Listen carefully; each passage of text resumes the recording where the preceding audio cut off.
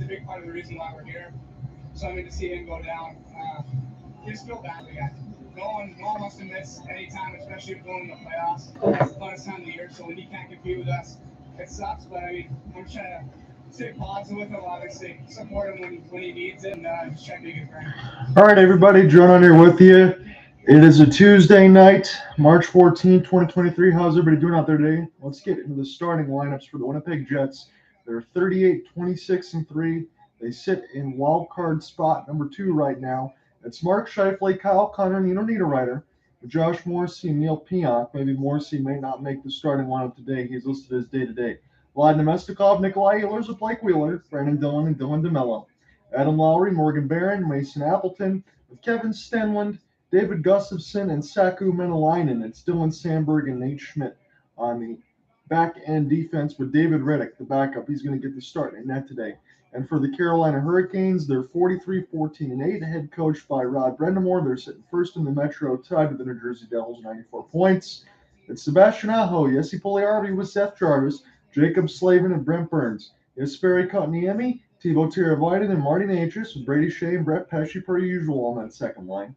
It's Jordan Staal, Jordan Martinook, and Jesper Fast with Jack Drury, Stefan Noesen, and Derek Stefan. Shane Gostisbehere and Dylan Coghlan will be the backhand defense with Freddie Anderson in goal for the Carolina Hurricanes.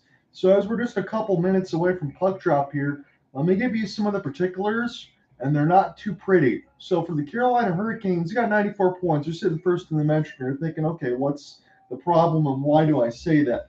Well, we just got the news last night when we were doing the late game on the 10 o'clock side for the Kraken and the Stars that Andrei Svechnikov has torn his ACL, and he's not going to play for the rest of the year.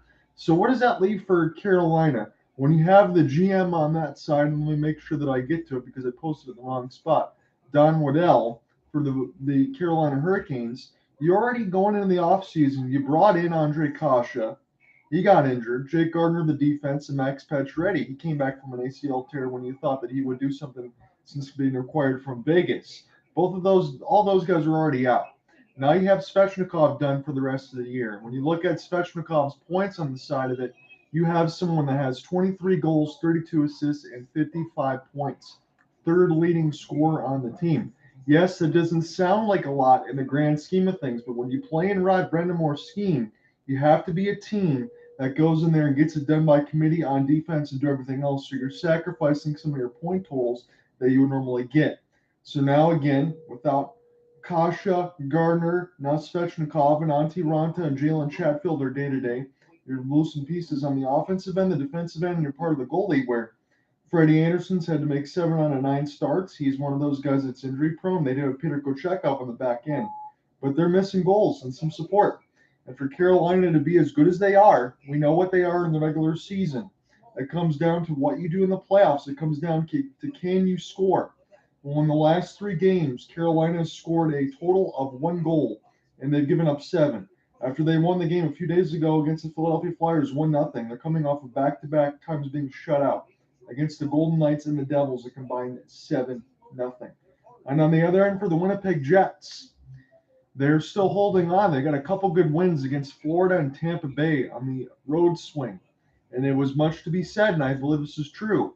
You need to be able to win some games against tough teams on this road swing, and they've done so far against Florida and Tampa Bay. The only problem for the Winnipeg Jets is this.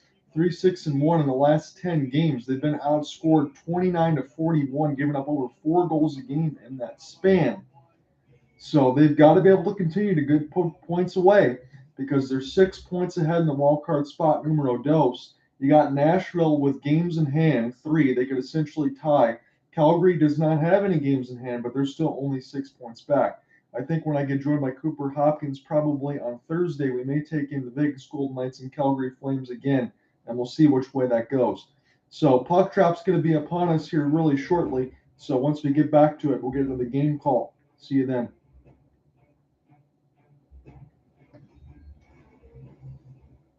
Very different weekends for these 2 teams. The Hurricanes 0-2 as they couldn't find a way to score a goal against Vegas or New Jersey. Meanwhile, the Jets had a sweep of Florida and Tampa Bay as we get ready for the Hurricanes and Jets and Frederik Andersen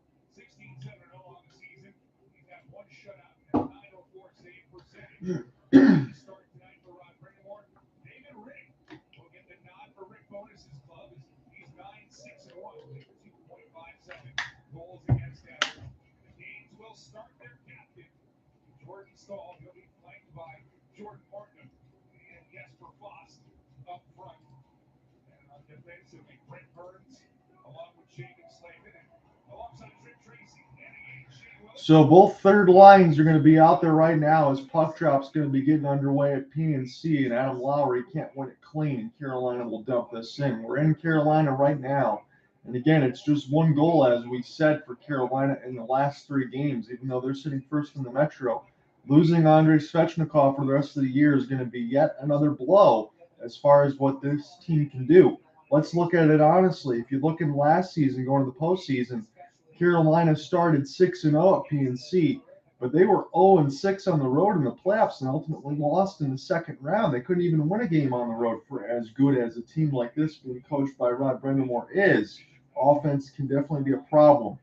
And for the Jets, as we said, coming off of back-to-back wins against Florida and Tampa Bay, that sounds a lot better. Maybe it'll be indicative that they're going to get things going, and they need to continue to do so as they're in a playoff race in the Western Conference.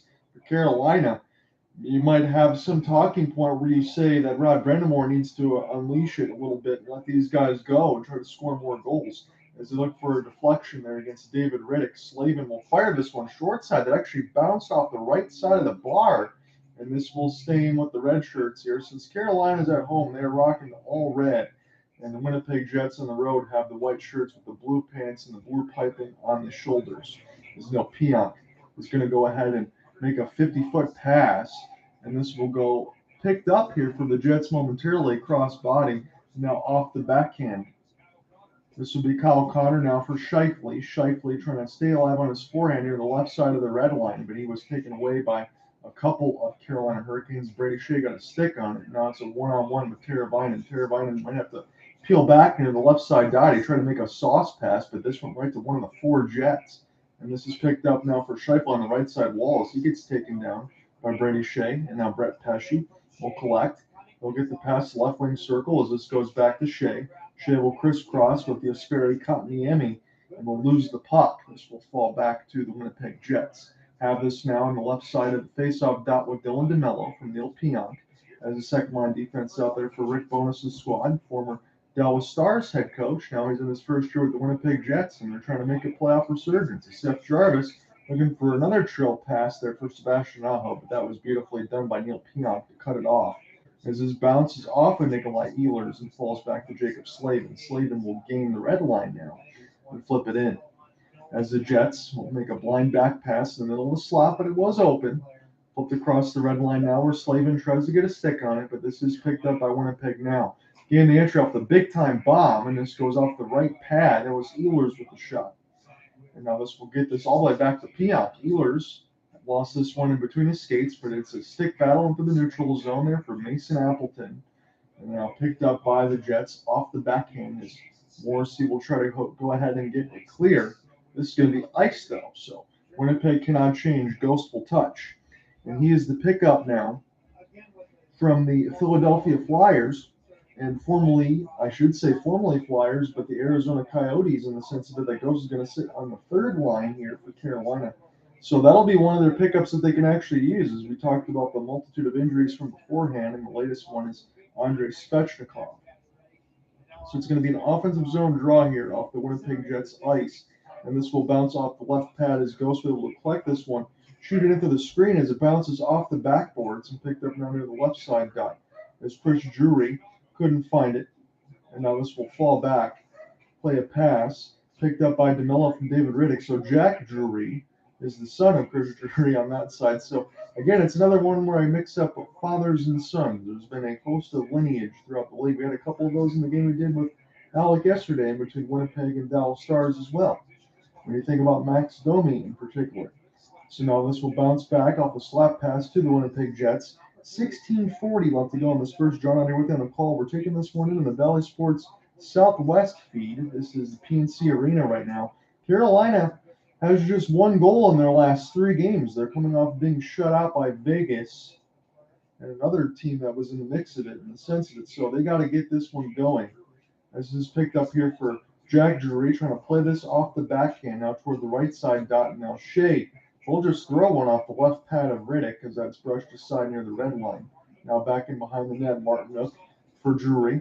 As they're trying to get a piece of it now, here's Appleton trying to get this out of his own end, and we'll just play right back to the defense. But it's pretty busy back there. As we've hit 16 minutes left to go in the first, just 1-0 in favor of Carolina.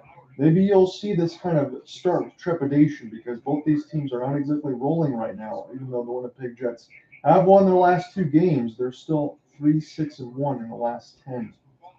As this goes now away from Jesper Foster, now Mason Appleton will wire it on. This is picked up now off the forehand as trying to get to it is Kyle Connor. He'll send it back around for the bearded one, and Brent Burns, former San Jose Shark, is going to lead the breakout here for Jesperi Kotkaniemi. And this is intercepted by the Jets. They'll flip it down. It's not out. It goes right to Slavin in the middle. And Slug gets the rebound, bounces over the net, and scores! It bounced over David Riddick. It did the hopscotch and went in the net. And the Carolina Hurricanes, they get the break, but they score first on their second shot. So Slavin might be the one that gets the credit for it. So it was just a blind pass by the Jets that was picked off by Slavin. He worked his way in the middle of the slot. So Brent Burns is going to start this one with Kotkaniemi. Stolen by the Jets. As this try to get past from Dillon. Dillon turns it right over. And this bounces back inauspiciously off of a chance that somehow just moved in the air. That just seemed like a bunch of wizardry there. A little Chris Angel from Jacob Slavin. So he puts it in the net, and Carolina scores. They have the lead 1-0, and that is the bounce that they needed when they haven't had any in the last couple of games. Because as we talk about it, I'll make sure that I'll pull this back up in the notes so I can say this officially for anyone else that's checking in. They got shut out by Vegas and New Jersey. Alec Nava is going to have this one. If you follow me on Twitter Spaces, give a follow to Alec Nava on that side of it. He's going to have the call between Tampa and New Jersey today, as this is going on at the same time. So make sure you check in with him if you want to get some play-by-play on that side as well.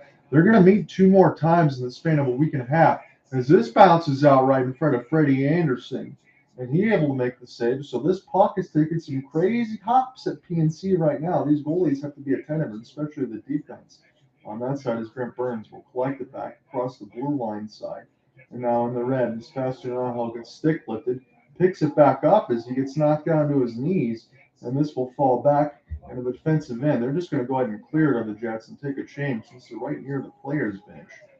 And this is Gostisbehere in full flight. He'll drop this one back there for Slavin that pinballs it. Gostisbehere tries to throw it off the back of the net. 14:05 left to go in the first. It's just been a goal for Jacob Slavin. Gives Carolina a 1-0 lead. Nino Niederreiter now off the backhand side. Carolina tries to brush it aside. Dylan DeMello will sell it down. DeMello gets it back now. Puts it toward the right side of the red line. As this will go to Sakko Menelainen. Menelainen now trying to stay off his forehand. Still keeping this alive right now. Holding off a couple bodies there for Carolina. And DeMello will do his best again to send it in deep. But this will go back for Jack Drury. Drury off the backhand just gets a little forward so Carolina can gain the red line. And Derek Stefan, he's the one that's going to give the chase on the fourth line side, force a steal, but they're off sides. 13:30 left to go in the first. You get a commercial break. Slavin makes it 1-0, so the eye of the Hurricane might start to get active here. Carolina's got the lead early in the first. Come right back.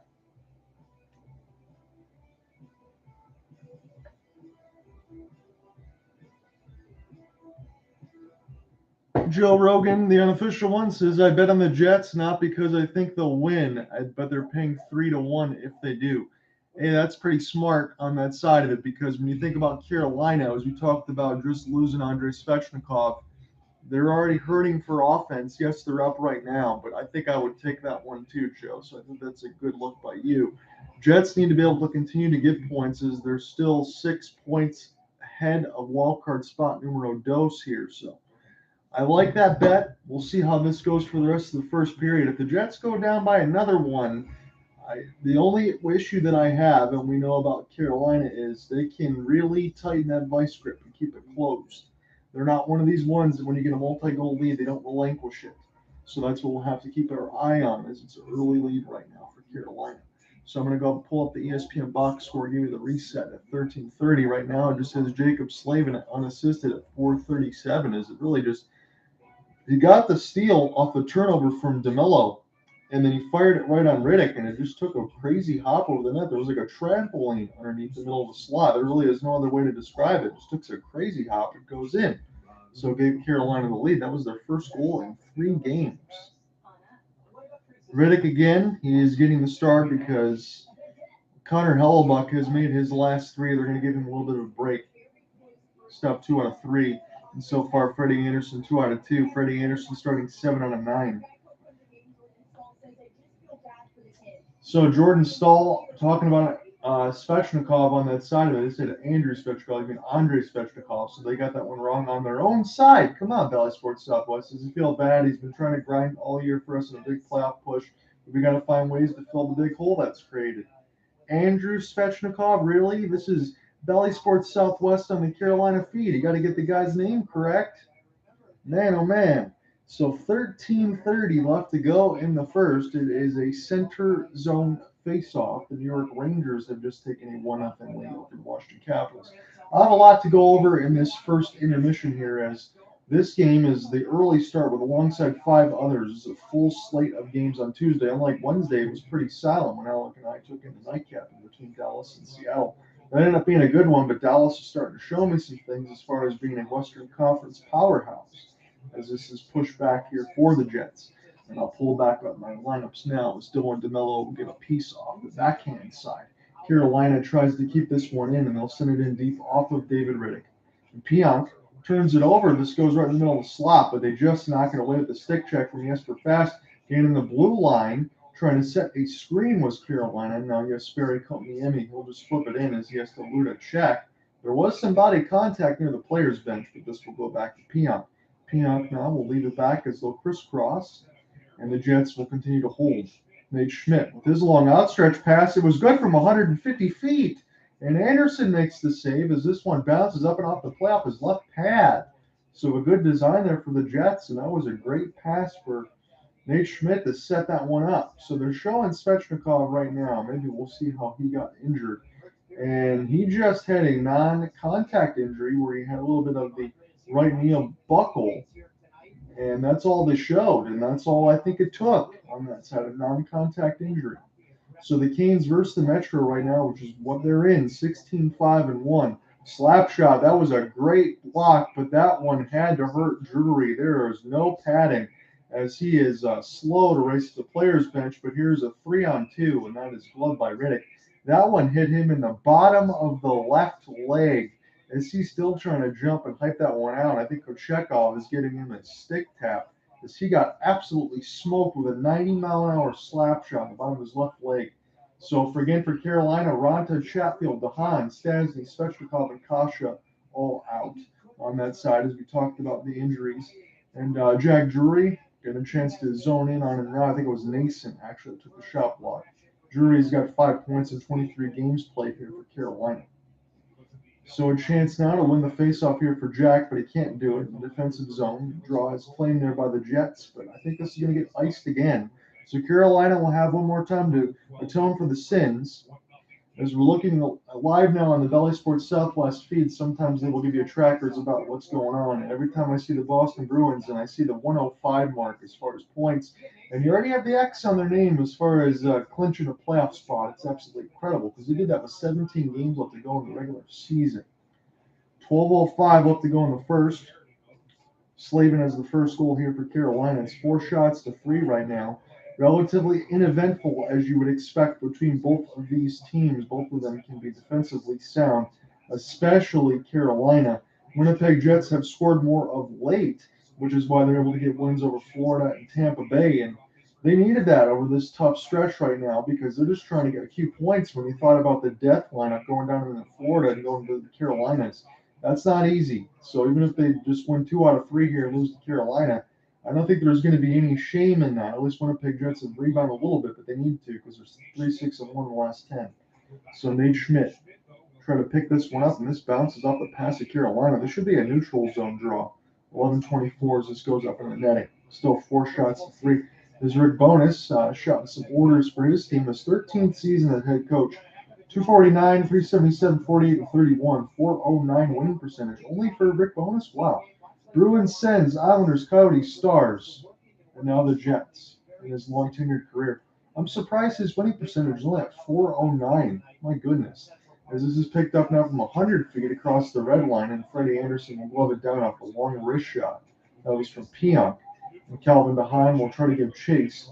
But this will go now for Pionk. He'll play this in behind the left side red line. And this was a lazy pass as Teuvo Teravainen tried to get a piece of it now. He might spend some time in that first line with the Svechnikov injury, as this can't be held in the blue line side on the right side by Brent Pesce and Riddick. We'll leave it back to the defensive partners, and they'll start this again. So Brandon Dillon, going to be patient and wait. He's going to take a timeout essentially behind the net. We saw the Tampa Bay Lightning do that in the Stanley Cup Finals against the Avalanche. Long time on their breakouts. Not being tentative, they want to be opportunistic. That's the way you have to word it. As this is picked up now across the red line side. As this is Brett Pesce, who'll touch up on the other end. Pesce eludes a couple stick checks there from Nito Niederreiter, former Carolina Hurricane. He was picked up for a second rounder. The Winnipeg Jets from the Nashville Predators this year. As Morgan Barron will try to make this cross pass. This bounces back into the left side red line. Freddie Anderson had some trouble with it, but then he made a no-look clear off of the back pass, and now Slavin will gain the red line as we hit the halfway marker of the first.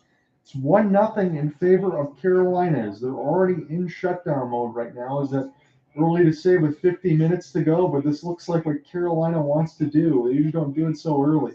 Mason Appleton, he flubs on a right side chance on the right wing. And now this is still picked up by Barron. Now we'll send this back to the defensive side as this will be held. Now toward the left side blue line as this is straddled near the left side wall. Winnipeg trying to make something happen, but they're just stuck in between the outside. There's not space in the middle of the slot, which they want.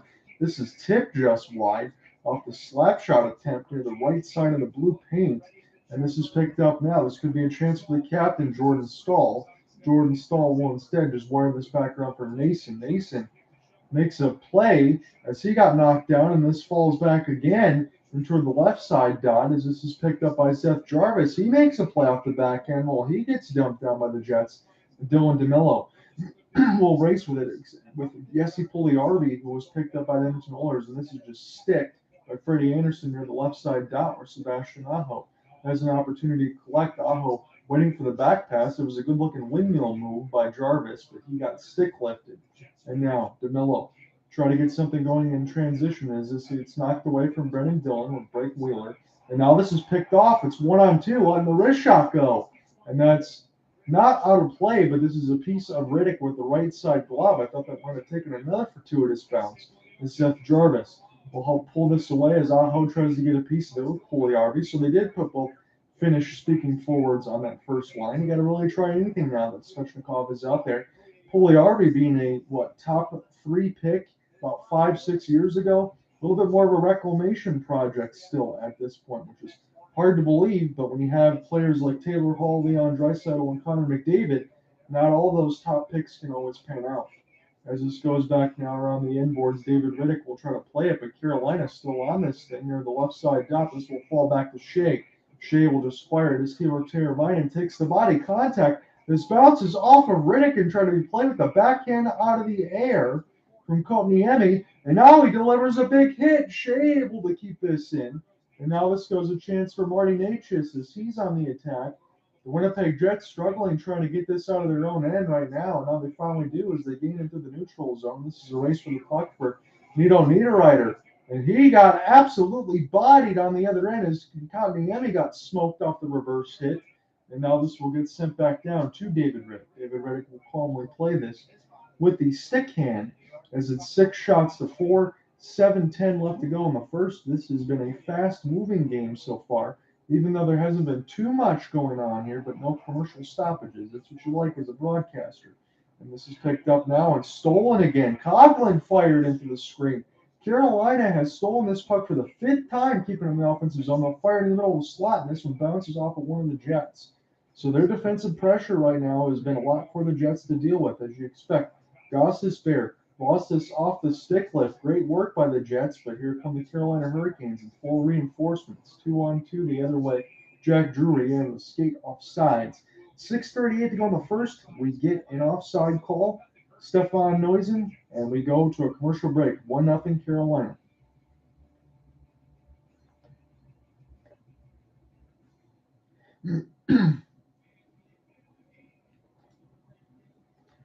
So Boston and Colorado wins the Cup. Who would I pick besides those two teams? So let me look at this again as far as the wild card standings. I'm just going to look at this real quick because I have this up in front of me. So we're going to take out Boston and Colorado. The interesting part, Joe, is when I know this has been asked before by my broadcast partner, Cooper Hopkins, that's usually on here. Probably get the chance to work with him on Thursday. He asked me this question last week, and he said he doesn't think the Boston Bruins are going to win the Cup, and I don't either. So I'm already going to take them out because the Eastern Conference is hellacious. So let me give you the Western one first. I know this is just one game, but the way that I watched Seattle get dismantled by the Dallas Stars, especially in last night's game, Dallas has scored 5 or more goals now in the last 9 games. They're already having plus 25s, plus 30s for Colin Miller, Esa Lindell. Jake Ottinger is still the same exceptional goalie that he is right now at 24 years of age. Miro Heiskanen might get another 85.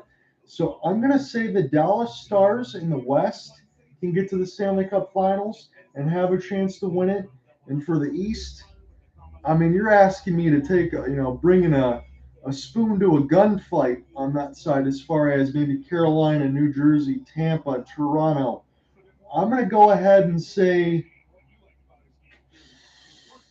I'm going to go ahead and say the New York Rangers. The Blue Shirts have been one of those teams all year that could be a top 3 to lift the cup when you add players like Tarasenko and Patrick Kane on top of that. And that's your top 6 forwards with Mika Zibanejad, Panarin, Tarasenko, Kane, Chris Kreider, and Vinny Trocheck as a top 6. I'm going to go with the Rangers because you already have Shesterkin and you know what you got on the back end on that side of it. We have Keandre Miller, Trouba, Lindgren if he can come back, and Adam Fox. So I'll say the Dallas Stars and the New York Rangers. How does that sound to you? You let me know what you think.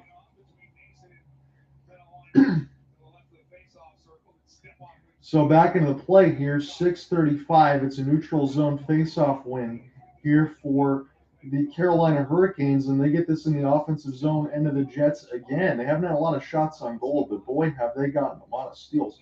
Already a 3-2 game between Montreal and Pittsburgh as they've essentially kind of bounced back against the Colorado Avalanche the other day. Mason, he got denied off the backhand, no look on David Riddick off the left stick. 6:05 left to go in the first. Again, the Jets just trying to get out of their own end as this will be picked up by Josh Morrissey. He was listed as day-to-day, but he did suit up for this contest now. He has had a fantastic year for Rick Bowness, and what they want to do is initiate the defense as far as getting up on the line and shooting and pressing and scoring. As this is back here for the captain, Jordan Staal, off an 80-footer. Jordan Staal has this now on the left side of the red line as this will play crisscross. Picked up here for Jesper Fast and off the backhand, Vladimir Mestikov. You could say former on any of these teams. I'm not going to, it's too long of a list now, but he's now with the Winnipeg Jets for a 4th rounder. As this is picked up here for Jordan Martinook. Martinook has to absorb a hit into the neutral zone as this goes back now for Staal. Dylan DeMello will send this back around as Neal Pionk was having a little bit of trouble getting this out of the zone. And now Blake Wheeler on the second line nowadays for Bowness will send it in. 5:10 left to go in the first as this gets lifted here. Martinook lost it from Pionk. And now this will be a chance for Schmidt. Centered out in front. And what a stop by Freddie Anderson. It bounced off the left side of the crossbar. And Carolina cleans up the mess, but it's not out. Wheeler trying to send it out in front. The red jerseys claim it. Slavin makes the saving play for another opportunity for a goal for the Jets. So he's scored one and he's already saved a goal. As this is picked up into the neutral zone, a race for the puck. Sebastian Aho will collect it now near the left side dot as Martinook is being worked over. And this is picked up by Seth Jarvis, a good-looking second-year player here for Carolina. And Marty Necas as well. He's starting to really get acclimated. Jesse Puljujärvi tries to play one off the back pass from Aho in the middle of the slot. Morgan Baran has to spin this around, and the Jets can look to escape some of this pressure. They'll just float it near the left side dot. Get some body contact in between the players' bench. And here comes Carolina again as Barron will send this down. This gets gloved down. This knocks down one of the Hurricanes. This bounces off the back skate of Brady Skjei and picked up now by Mason Appleton. Nito Niederreiter will send it around. He's the one lone forechecker as Skjei and Necas try to be patient with it, but it's turned over. Scheifele, and this was centered out for Kyle Connor. The Carolina was there. And now it's 1-on-2. A chance to gain the entry off the windmill move was Marty Necas. And this will be sent back in deep and behind the cage of David Riddick as he's holding stand up near the left post. He's looking in behind the net now as Jesperi Kotkaniemi gets dumped in behind Neal Pionk. Still trying to win a stick battle, and Pionk and Kotkaniemi go down. They're really stuck in a stick battle in the middle of the slot trying to provide a screen as Kotkaniemi, and this gets saved by Riddick with the glove hand. 3:15 left to go in this first. As this is entered now by the Jets near the right wing side, they'll slow up in a bomb, and this one gets blocked by Carolina. This will get sent all the way back in the Jets' end as Josh Morrissey gets a chance to go ahead and clean this up. Morrissey gains the entry near the right side wall, now off the backhand and off the drop, as this gets set right on for Schmidt. And this bounces off the right pad of Anderson, possibly off the glove hand too. Ghost will get a piece of it here for Carolina as Dylan Coughlin sends it around the inboards. There was a good check through, but it's not called. 2:35 left to go in the first as Winnipeg was trying to stop Carolina from getting anything in the offensive end. Here they come again into the neutral zone. The left wing side bouncing off a couple Hurricanes. This works in the middle of the slot. A good looking play there by DeMello as he tried to stick and drag. And now he'll play this back to the defensive side where it will be recollected. A more conventional play for DeMello here. As now he'll have to try to race in and get it, but this will be Jack Drury. Play this off the embankment from Gostisbehere. That was a good looking setup. And now this will go back here for Morrissey. Morrissey make the drop pass here for Blake Wheeler. Morrissey will gain the entry now near the right side dot and spin this around with Vlad Nemestikov. And this will get sent all the way back down. Not iced because it didn't reach far enough back across the red line so the Canes can safely change. And the Jets are just going to acquiesce and look for a breakout pass as they're still going to attempt to go left or right. They're getting some boos right now at PNC Arena. That's what they like to do on the home fans when the defensive side takes too long to make a pass out beside the net. This will go back now here for DeMello. He'll play this one for Nikolaj Ehlers off the drop pass. Try to get a chance for Mason Appleton. Ehlers will collect off the backhand. This is a bomb from Vlad Nemestikov. That was in the middle of the slot, but that got shot wide near the right side red line. Marty Necas has it now and behind his own net. He's got a good 200-foot game. He's also one of the best goal scorers on the team. As he tried to stick drag through a 1-through-4, he actually gained the offensive line, and then this got sent back down to Brent Burns. We're just going to be ice with 1:10 left to go in the first frame. 9 shots to 6. You get a chance to look at Marty Necas. This is what they're showing on the Bally Sports Southwest feed. And a chance off the one-knee one-timer for Mason Appleton off the previous, and that goes off the left post. As we talked about a couple minutes ago, Jesper Fast was right there.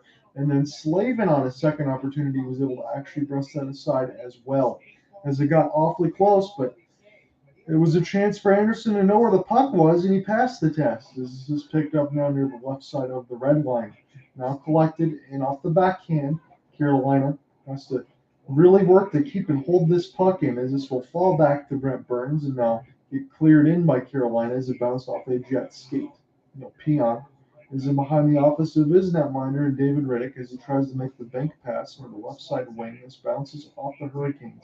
Stick battle out in front, picked up and chopped at as Jesper Fast will get a chance to collect in his own end.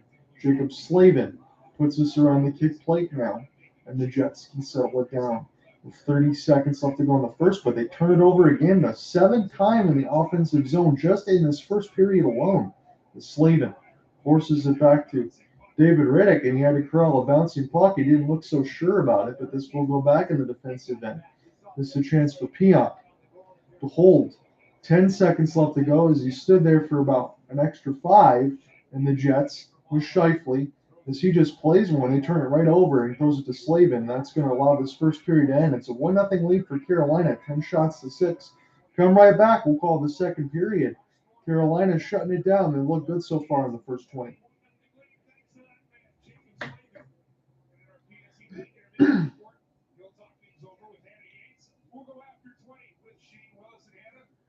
Grayson says, how are you doing? I'm on the under for 6 goals in this game.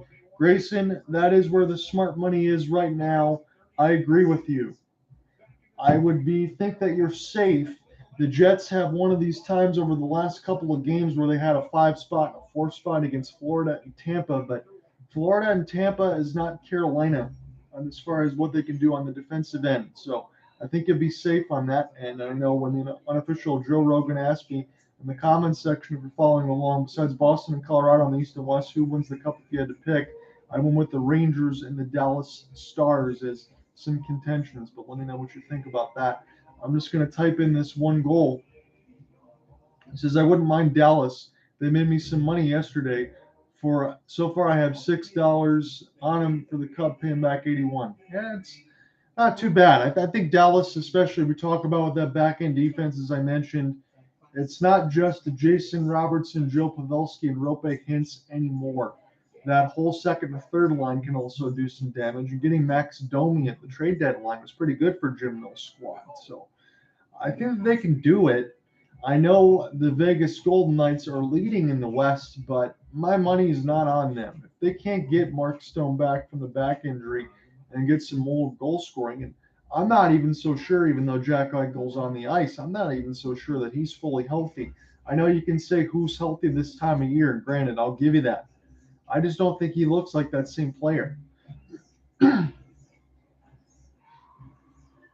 So let me go ahead and type this in real quick, and then we'll get a look across the league. I'm just going to go ahead and take this goal scoring right down a couple of notes. And I got to go make sure that I make this correction. I think I said Morrissey a couple times. It's Capo Bianco. He's getting the start right now. So when I see that long name, I'll automatically know who that is. So my apologies on the play-by-play. Morrissey was day-to-day. So I think he's going to be able to come back in the next contest for Winnipeg. And they're going to need him.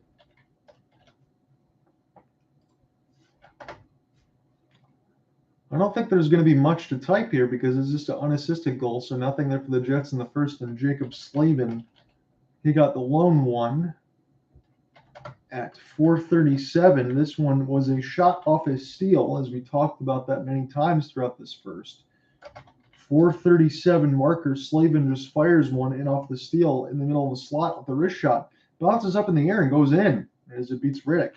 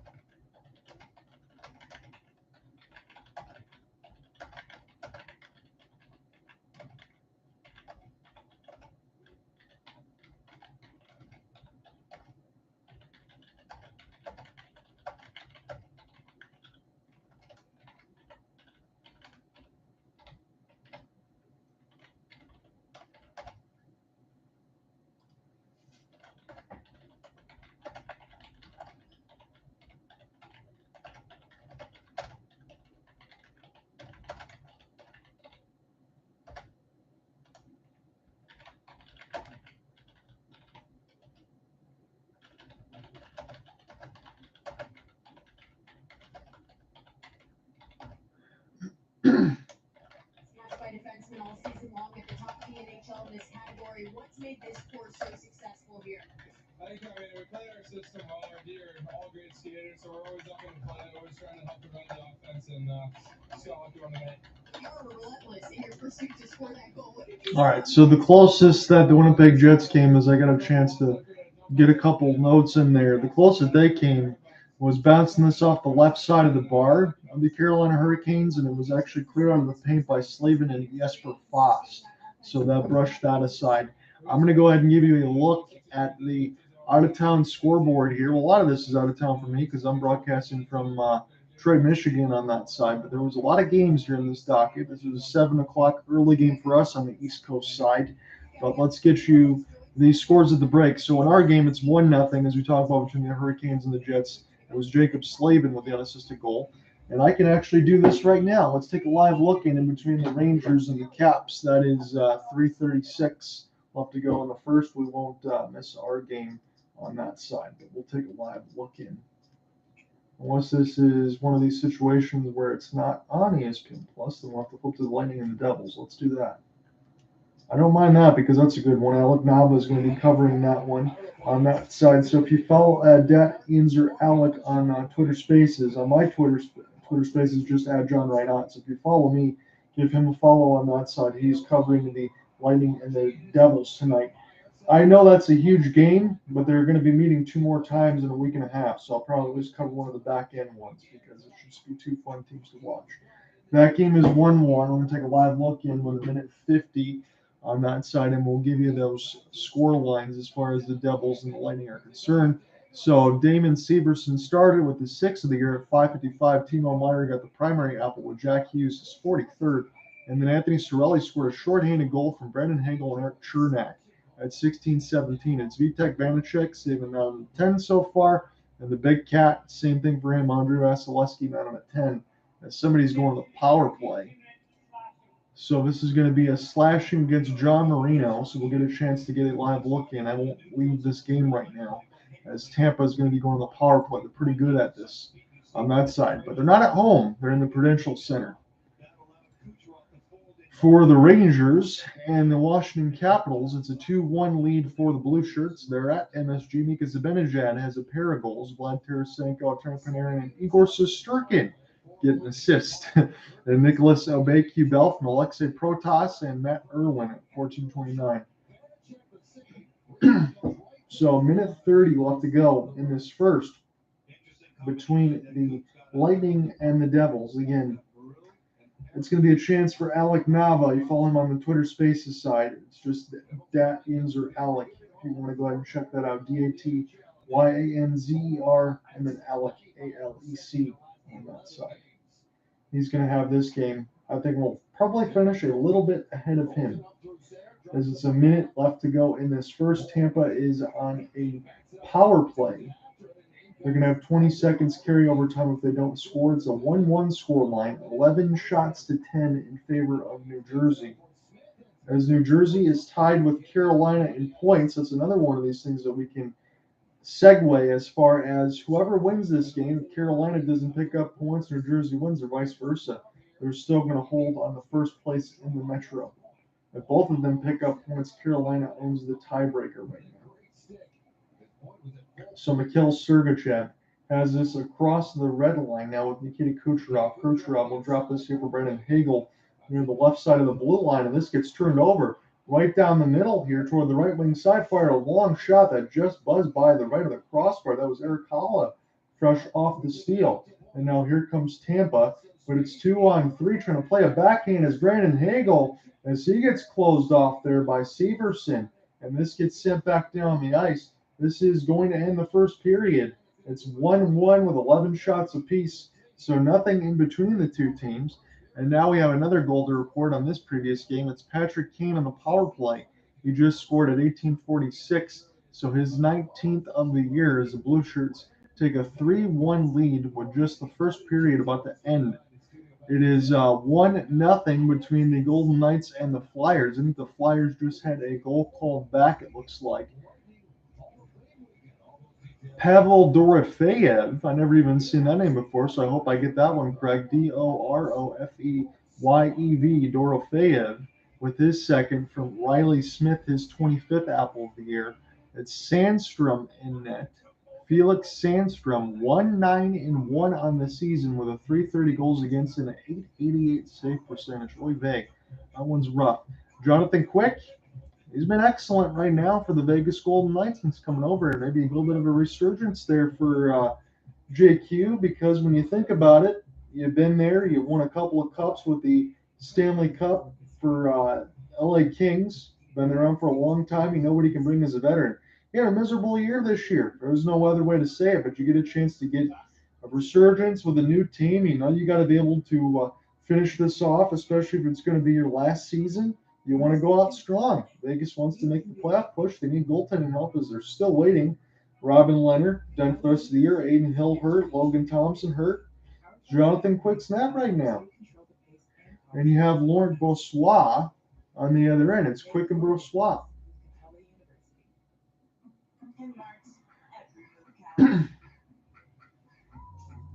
And the other one at the end of the first, Alex said this to me yesterday, and I should have listened to him. He said, easier said than done. When I said that Pittsburgh can get the 2 points against Montreal, he said, easier said than done. So the Penguins did have the start that I thought they would expect. It was Jake Getzel and Evgeny Malkin. Getzel with the 28, Malkin Gino with his 24th from Chris Letang and Getzel. Getzel already a pair of points. Crosby got an assist. 2-0 for Pittsburgh in the first 5 minutes of the game. After that, all Montreal. 4 straight tallies. Mike Hoffman, Jesse Ylönen, Dennis Gurianov from the Dallas Stars. He's been heating up here for Montreal. And Joel Edmondson. Maybe Gurianov just needed a change of the scenery.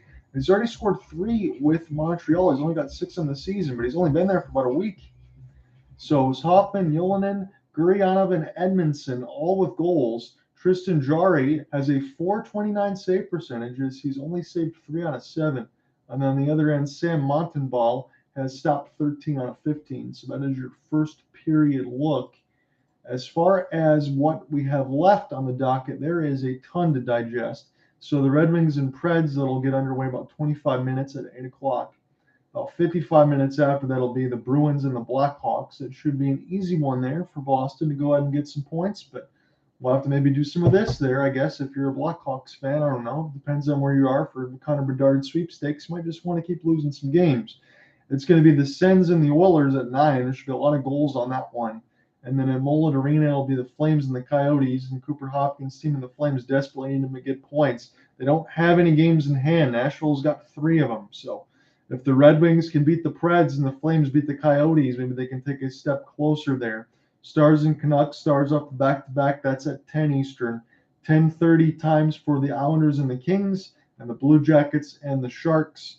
So I'll have to probably check out the Flames and the Coyotes on the back-end side when we finish up the story, because this will probably be done about 10 Eastern on that game. We'll get it underway. So that's your live look at the scoreboard on the out-of-town side of it.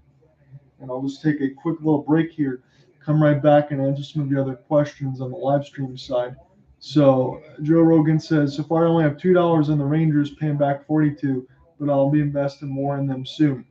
I think that's probably a good call. My only hesitation, Joe, on that side of it, I'm not trying to be wishy-washy. When you think about the Eastern Conference, and we talked about, and we'll go ahead and just list these names again. When you think about Carolina, New Jersey, New York, Boston, Tampa, and Toronto, I know you can laugh about Toronto not winning a playoff series since 2004. I get all that. They've had some unfortunate injuries now, Brian O'Reilly. That's 6 teams, not including the wild card, that can all give as good as they get and beat up on each other. So it makes it really difficult to figure out who's going to make a pathway in the East, when I feel like in the West, it's more wide open. Listen, no disrespect to the Minnesota Wild. They've been on a heater. They can get back within, again, 2 points and be right in the central spot, but they just don't score enough. I mean, they average like 1.55 goals a game over the last 13, and they give up probably about 1.25. So, yeah, that's great. I just don't know how sustainable that is. And now when you have Kirill Kaprizov injured, I don't know where the offense is going to come from. Philip Gustafson's been excellent. Marc-Andre Fleury has been really good, too, on the back end. The 1A, 1B goaltending situation, that's what you can say right now. Gustafson's going to have the future part of the net. Both those have been good. They've been locking down. That offense, I kind of worry. I'll just throw it out like that. For the LA Kings, that's a dark horse team for me. They can be really good. If they can get that goaltending from Jonas Korpisalo a little bit to improve, LA Kings, I thought that they could win a round last year when they lost in 7 to the Edmonton Oilers. So I still give them a round. But for the Seattle Kraken, I don't know if they win a round, because that goaltending in between Philip Grubauer and Martin Jones, you're getting about 3.55 or more goals against per game on that side. That's just brutal. And you have a save percentage of like 885 and 887. That's not going to get it done. So I don't have much faith in Seattle to go deep. It's a great story this year, but that goaltending has got to be addressed. And this is what leads me into one thing before I'll take a break here. So now that Chuck Fletcher has been fired from the Philadelphia Flyers as far as the GM side, do they want to keep the contract of one Carter Hart? And does Seattle want to pay a massive amount of cash to 3 goaltenders? Here's the deal. Grubauer is going to get about $6 million over the next 4 years, so $28 million over the next 4 years for Grubauer, and Martin Jones still getting partial money from the Sharks, but still getting paid handsomely by the Kraken. Do you want to invest in a third goaltender? But you got to be able to get some help. Joey Daccord is 27 years of age. He's only played a couple games in the NHL. If you get Carter Hart and you continue to improve on the defense, you need to sign Vince Dunn to a deal. Seattle can look good, but the question is how much money do you want to spend? But that's an option that is out there to take a look at. When you see things differently, I will be right back here. Pella University looks at education differently. Our flex format lets you set deadlines and earn your nursing degree on your schedule. Make your difference. Pella University. Let's be honest. The spicy crispy chicken sandwich should have been named the Spicy McCrispy all along. Same order, same time, every game day. Which means more tips for your dasher, business for your corner store, and just maybe a superstitious boost for your team. Support your neighborhood and your team with every DoorDash order. A ballet studio, an architecture firm, and homemade barbecue sauce. They're called small businesses, but to the people who build them, there's nothing small about them. That's why at T-Mobile for Business, you'll save more than $1,000 versus Verizon. And with Price Lock Guarantee, we'll never raise your rate plan. So you can keep your focus on home turf and making sure the sauce is extra spicy. At T-Mobile, there are no small businesses.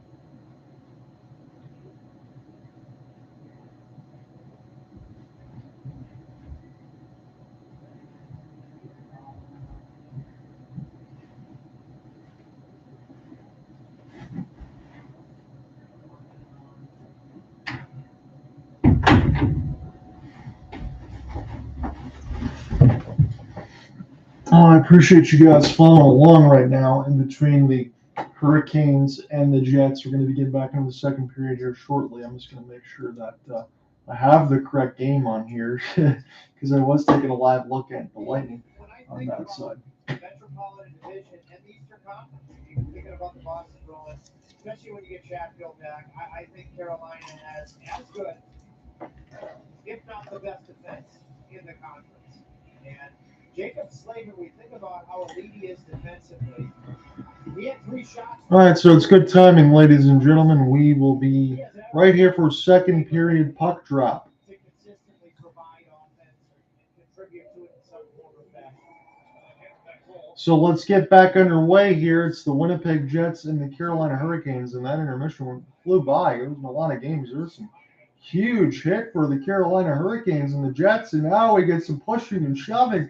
Somebody did a turnstile as Jesper Fast got his glove in there, and now they're just going to go back the other way, and the Jets score! They didn't even blow the play dead, and Dylan DeMello gets in a tie game. That was one of the craziest things I've ever seen, and I'm not kidding you.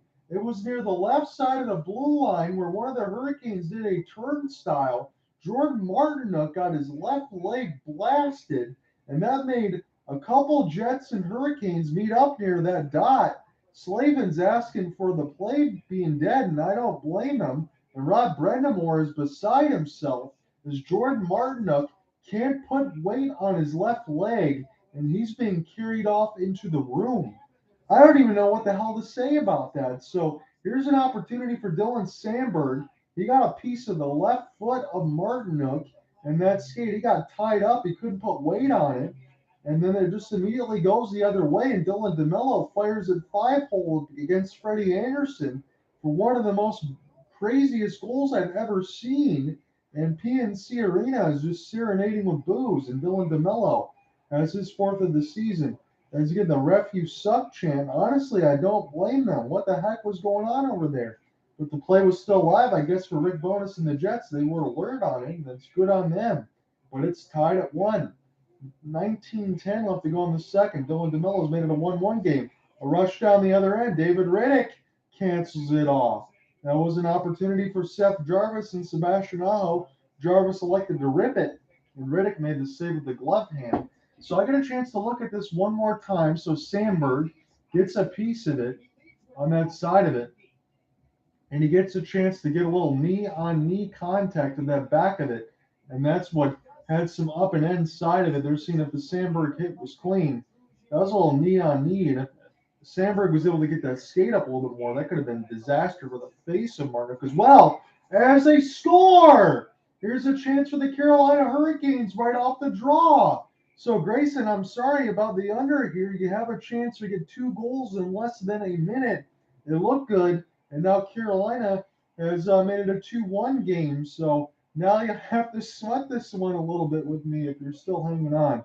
So right off the draw, it's a drop pass near the left circle and fired on short side, and it beats off the left shoulder of Riddick and goes right in.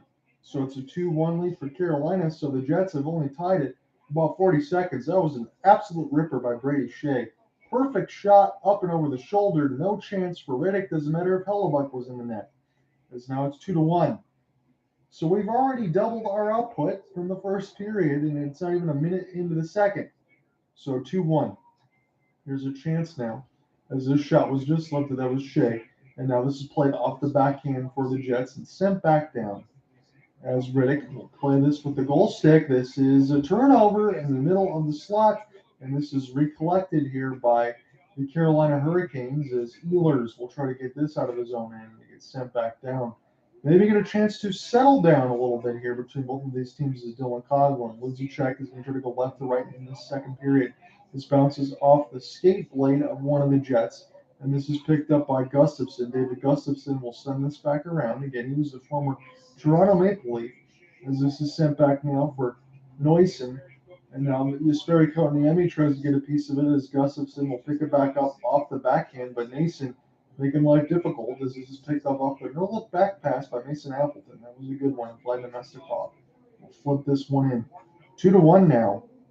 We had 2 goals in less than a minute with 17:55 left to go in the second. And I think one of those goals for Carolina, I'm not going to say too much controversy because the play was still live, but you wonder why you'd think it'd be blown dead. And I don't blame Staal for saying some words about it. 17:48 left to go as we get a commercial half and half right now. The play will still be live, but probably about 30 seconds. So we're getting a neutral zone draw here. Jordan Martinook set to take his spot. He is back on the ice after not being able to put some weight on that right leg, so that is good to see. He just got absolutely stoned, probably lost the feeling in it. As this is picked up now for Slavin off the stick lift. Ehlers, this one gets overskated and flipped back down the red line here for the Hurricanes. Now Jesper Foss will send this around the inboards now. It was Staal as they come together. Staal trying to pick this one up. Send it on the middle of the slot. Foss had an open net. He just couldn't get a stick on it. That could have been 3-1. As this is picked up now near the right side of the red line. Jesper Foss one more time with Adam Lowry. As there's some body contact, Lowry trying to pin him near the right side of the boards. And now this will be sent back around as Vladimir Mestikov able to get a steal. Here's Lowry. Lowry will bank the pass to Brandon Dillon from the Washington Capitol. As this is sent in deep now. Here's a chance for Jordan Martinook. Martinook gets a piece of it. And this goes back here for David Riddick as this bounces off of Bruno Kiaklo on that side. I got to make sure I get that name correct here as far as the Winnipeg Jets. But I don't have time to look at it right now, but I make sure I will. As this is picked up down to the right side of the face-off dot and collected here by the Jets. Jets have this now near the right wall as there's some contact with Skjei. And now there is a penalty against Skjei. So this will put the Jets on the power play once Carolina touches. Vladimir Mestikov. Somehow this wasn't touched by the Hurricanes. Picked up in the middle of the circles and fired wide. Wow, that was an opportunity here in the left side shoulder of Freddie Anderson as the Jets can't hold it in. And they'll peel this one back. So Schmidt will watch it, but this finally gets touched by Carolina. So this will be a power play upcoming for the Jets. So it is Kyle Capobianco. He is on the part of the line. I think he might be on the first line, actually, in this part of it. So I'll have to watch that. Again, as I said, there's some different names in here. Right now, it is a couple goals here in this first and second. Let me give you that quick reset as we're going to get a power play here for the Jets, and I'll pull this back up. It was Dylan DeMello, 19 seconds in the second, and then 57 seconds in, Brady Skjei from Martinook and Jesperi Kotkaniemi, as it's a 2-1 lead for Carolina one more time. They're back to a one-goal lead. This is not cleared out, but the defensive zone faceoff win finally gets picked up by Carolina, but this gets started in the players' bench. So we're going to neutral zone draw with 1:54 left to go. So Winnipeg on the power play, they just have it abbreviated as WIN. Would you just put that as WPG, PJ at least? So some of these names, they got the name wrong for Andrei Svechnikov. They called him a completely wrong name. Now they have WIN power play. So this is collected now. I have to run the graphics department for Bally Sports Southwest. Carolina, per usual, on their penalty kill at 84%. They're second in the NHL. At one point last year, they were at 90%. That's how good this line can be. 177 of 211 killed. Second in the NHL. As this is collected now for the Jets. And this is played back here for Nino Niederreiter. And now a chance Kyle Connor will make this pass across the 25-year logo here for the Carolina Hurricanes. And Scheifele tries to pick this up off the windmill. They'll send this back D to D. It's 4 forwards and 1 defense. Kyle Connor near the right side of the wall. As you just got the play, Slavin will brush it aside, and now Scheifele will send this back here for Pionk. It's Connor with it with the cross pass. As this is played off of Wheeler, but this is kept in because it bounced off the Canes and stayed in. So Kyle Connor on the left side. It's Wheeler with a ripper off the wrist shot, and that was stopped by Freddie Anderson. As this is still kept in the right side of the blue line. Jets trying to move this around quickly. You don't need a writer. We'll put this here for Kyle Connor. Connor will send this back, and this could be an opportunity. Staal just brushed it aside. He got it away from Pionk. He's running out of gas, though, as Jordan Staal, and he's going to have to go back and take a change. He just made a great effort from about 100 feet, but he ran out of gasoline. And this is flipped in now. And off of Brady Skjei. And now cleared all the way down the ice here for Carolina as they touch this one near the high side blue line. And now it's a chance for Nate Schmidt for the Winnipeg Jets. Schmidt will send this right across as they gain the red line off the clear off the dump in. And now this is a chance for Freddie Anderson. He's just going to send this one all the way down. Freddie Anderson gets his own clear as he flips it 200 feet. Now Nate Schmidt will touch. And they're going to try to see what happens on the first power play of the game. Looks like the Jets will go 0 for 1. This Freddie Anderson will flip it all the way down again. And this will be an opportunity for the Jets to collect to the neutral zone, although the extra man time is over, to the delight of the PNC Arena crowd. And now here's an opportunity for the Jets as they'll pick it back up, spin it all the way around, back to the blue line side. Dylan Sandberg taking a look from Dylan DeMello. You got a pair of Dylans on the second line spot for Rick Bowness' squad. And now Vlad Nemestikov for DeMello as they'll play crisscross and spin back around. Pionk. Vlad Nemestikov will fire it just wide of the right side post near the right dot. As this gets collected in the corner now. Seems like this game has settled back down a little bit, but I might jinx myself. It was a couple goals, not even in the first minute of the second period. As it's still 2-1. It's still a 1-0 advantage for Carolina. That's how they ended the first period. As this is picked up by Mason Appleton, he eludes a big check, but this goes in across the red line now by Brady Skjei, as he's just been a monster here in the first 7 minutes.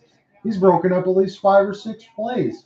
And this is sent back down here for Dylan Coghlan. Play the crisscross here for Skjei, as Marty Necas overskates it in between his skates off the back end. He got nutmegged essentially. And now Coghlan tries to play off the windmill, but he gets canceled off the stick lift. And now Carolina centers this into the blue paint. They can't hold the blue line, though. And this will go back into the neutral zone now as Coghlan has to absorb some body contact. David Riddick will play this quickly.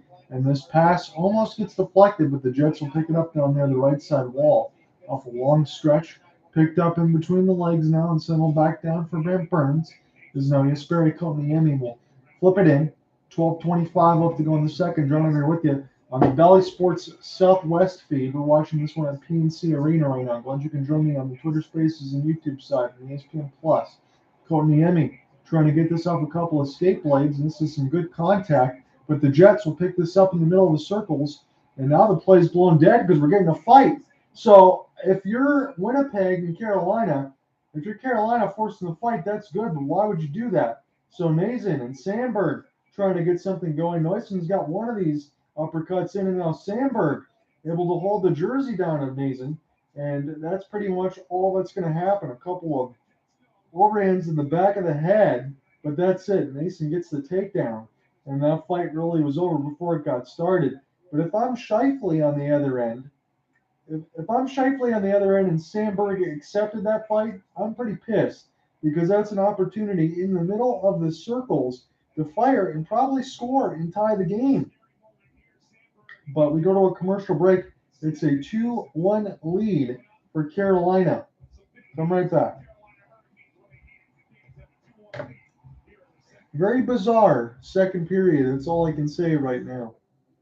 Remember the old school cheat codes? Ridiculous moves that no one could pull off in real life. Until now. Now there is that guy with the unfair speed. The guy who scores just about every time in that one spot. And the guy who's basically a real life glitch. So were those games really that ridiculous? Or maybe they were just ahead of their time.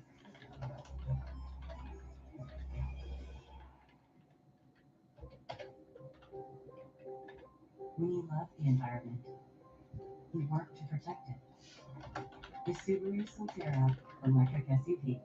Subaru's first all-electric, zero-emissions SUV.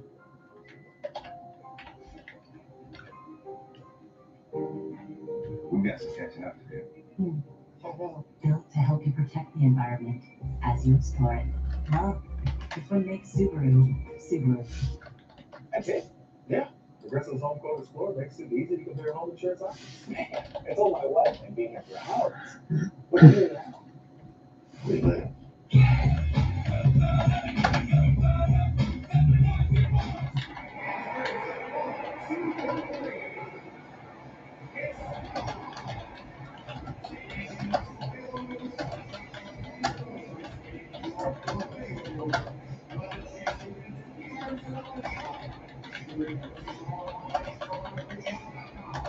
Well, the Carolina Hurricanes are going to love the answer that Steph Noesen had after Ryan Sandberg's questionable hit on Jordan Martinook here early in the second period. Yeah, and unfortunately, Jordan Martinook has come back. And you just have to love the response. This is a fight with a purpose. And Noesen eventually gets a takedown, but the Hurricanes have stood up for each other here in this period. And that will have here tonight, this Tuesday night, and moving forward, a galvanizing effect. A very positive one. It's one of those things where We'll get the rest of the type in after there because we got some notes I got to make sure I don't forget for the second. So this is a chance off of a 1-on-3, but this is still saved by Reddick. Picked up in the middle of the circles now and fired just wide of the right post as Carolina's come out of this timeout and they started to pressure a little bit. They're looking more open-ended. Maybe they've been picked up after this fight win as Pesce will fire this out. Skjei will send it back in deep. And now Rappin scores. As I just looked on the other side and it looks like Necas put one in, so I have some poor timing on my end. My apologies. 3-1. Carolina now has the lead. That just took a crazy bounce, I believe, again. Skjei just got a clear in, and Jesperi Kotkaniemi, I think it was one of those look what I found goals. 3-1. Carolina has broken on a big way. They only had one goal in the last 3 games. They got 3 now. So Skjei gets a keep in as this goes off the right side dot and then wrapped around by Kotkaniemi. He just beats everyone. So he's the first to the puck. Skjei keeps it in, and Kotkaniemi just banks this in off Reddick. 3-1 lead off the wraparound. So that just seemed like an innocent clear. There was 2 Jets there. Scheifele was there. There was Pionk there as well. And they got beat, and so did Reddick. 3-1. So I guess that over-under for Grayson. I apologize, my friend. I don't think that one's going to hold anymore. I didn't expect all this stuff to happen as Sebastian Aho, but I guess that's why we watch. Neal Pionk gets his stick up there high on Aho. But this is picked up now near the left side dot. Pionk trying to play this away, but this just gets bounced off the right stick of Riddick. Riddick will brush this right to the Hurricanes inconceivably, but now this is an opportunity for Ehlers.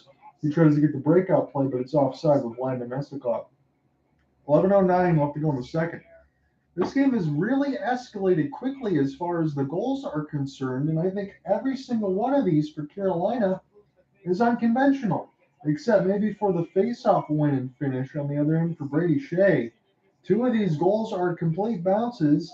One of them is effort play, and on the other end for the Winnipeg Jets, when you have 3 Hurricanes and 3 Jets seemingly tied up on the right side dot, and the play still goes, and Dylan DeMello able to fire in a 2-on-1, I guess. But I mean, 3 of these goals out of the 4 are absolute head scratchers. This is just a wild game. Coughlin loses it right off the face-off win in the neutral zone. That allowed an opportunity for Nito Niederreiter, former Carolina Hurricane, to make a push. Shane Gostisbehere all the way back now trying to get a piece of it. As this will get picked up here as Stefan Noesen tries to find it. Vladimir Mestikov here with Mason Appleton, and Mestikov now being held near the right side of the red line, but he keeps it alive. Mestikov loses it off the stick left. Jesperi Kotkaniemi not leaving him alone alongside with Shane Gostisbehere, but this will stay with the Jets in the part of the high slot, and that is saved by Freddie Anderson amongst the Redwoods. You had Kevin Stenlund in there, you had some other pieces in there for the Jets, trying to obscure the vision of the Hurricanes netminder, but he made the save somehow with the left pad. So they're showing some of these things for Carolina as far as their space and keeping the puck in. But again, that's a great play by Skjei to keep the puck in on the left side of the blue line. But there's no reason for Jesperi Kotkaniemi to get there first and put that one in. He's got a goal and assist and a +3 right now. So when you need everyone else to step in by committee with the injury to Andrei Svechnikov being done for the rest of the year, that is how you got to get it done, by committee. And they're doing it right now as Carolina. And again, they only had 1 goal in the last 3 games. They got 3 goals right now against the Jets, and the Jets need points. Here is a 2-on-1 opportunity here for the Carolina Hurricanes as Jesse Puljujärvi just throws this back in the middle of the circle somehow after taking 2 bodies by the Jets. And now here's Ehlers. Ehlers has this in the offensive end. He's looking for the deflection there for Pionk, and this one's fired just wide. 10-10 left to go in the second. About the halfway marker through this game. Carolina, I want to say a comfortable 3-1 lead, but I wonder what kind of crazy goals we'll see as the backhand opportunity for Scheifele that got saved by Freddie Anderson with the left pad. And this is collected as this got knocked away from Jesper Fast. This is picked up here by Jesse Puljujärvi. Almost got his legs undercut underneath him. And this is collected down here by the Jets. Good play there by Vladimir Mestikov. Settle this back down for Mason Appleton. And now this will get picked up here by Sebastian Aho, but it's 1-on-2 as he gets canceled off the puck by Mason Appleton. He'll pick it up now off the long outstretched pass. It was 100 feet, but it goes right back to Carolina Hurricanes. Hurricanes try to get this out of their own end as the Jets just trying to find some semblance of offense here. It's gloved down from a Lowry clear. Flipped all the way down by Freddie Anderson across the neutral zone. Collected off the backhand, no look, Jordan Staal here for Jesper Fast. Staal gets stick lifted. Now Martinook back out there, trying to get his stick out in front of it to get away from Mason Appleton. As this gets collected here by Cavaliano. And on the other end, this gets fired just wide as Brent Burns will collect this across the blue paint. This gets sent back down. And now it's going to be a race for the puck. Brent Burns going to get there first in his own end. Wrap this around the right side of the inboards into the neutral zone. And Carolina will watch this one go down deep again. Picked up here by the Jets as they'll look to collect right to left. Again, they are on the road right now. They have the white shirts with the black jerseys. This is fired off the inboards. It took a bounce off Freddie Anderson as Brendan Dillon able to keep it in. Now trying to get a shot there for Blake Wheeler as he fires one wide, but this one gets blocked off by the Jets. A little friendly fire. This gets centered in front of the circles, and that was a good 5-hole save by Freddie Anderson with the right pad. And now here come the Carolina Hurricanes. Stefan Noesen. Now for Derek Stefan and Jack Drury. They set it up near the left side dot. That one gets fired wide, but held in by Brett Pesce. Center on the inboards now for Derek Stefan. Trying to find a piece there for Noesen. And that one goes just wide. A little bit for Jack Drury as well. As they'll go ahead and take the change, do the Jets. And now Brent Burns back out there. Brent Burns bounces this off of one of the Jets, but this can't be held in. Noesen will fire it in. touches the stick of Riddick. And now a chance for Drury and Stepan to get back on the ice as this gets sent back down. And they're able to stay there, but the Jets, they can't change as this is iced. 7:38 left to go in the second. It's a 3-1 lead for Carolina. Shot totals are low, but the goal totals are not. 3-1, 15-12 on the shot board in favor of the Hurricanes, as the eye of the Hurricanes really started to get going now. And as again, before that, there really wasn't much of any mild weather. It was all sunny, no rain, no wind. He had 3 goals in this game, but 3 goals in the last 3 games combined. After just being shut out the last 2 games. So Carolina's found their offense. Brent Burns will fire this just wide of the left side post as Carolina gets the offensive zone draw. Now they have it near the left side red line. Carolina again will turn around and fire. That was Necas, and that goes hard off the end glass. Back pass there for Slavin. This will be the first one for Jesperi Kotkaniemi to get a piece of it as this gets collected here by the Jets. And off the back pass, it gets taken away from Vladimir Mestikov. And now it's a 2-on-2. Teuvo Teravainen off the drop pass will send this back around for Marty Necas. Dylan DeMello will come together with Dylan Sandberg as they get a piece of it. This gets collected now and sent back down by Nino Niederreiter. So Brent Burns has it in his own end as Frank Anderson takes a look, holding on at left post. It's now a 4-1 lead for the Blue Shirts over Washington as this puck gets iced with 6:50 left to go in the second.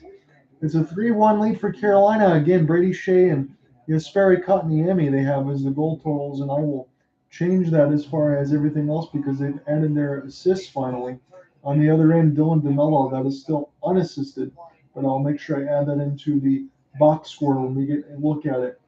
And we will also take a look at the second intermission as far as around the league scores because we have a full slate of games on this Tuesday. Not sure yet if I'm going to be around for Wednesday. Thought about covering a basketball game, but Thursday and Saturday will be locked in from me. So let's get Monday, Tuesday, Thursday, Saturday. Let's get 4 out of 7. We had 6 out of 7 last week. Before that, because I had some other things I had to take care of as far as appointments, but I will be back here regularly now again.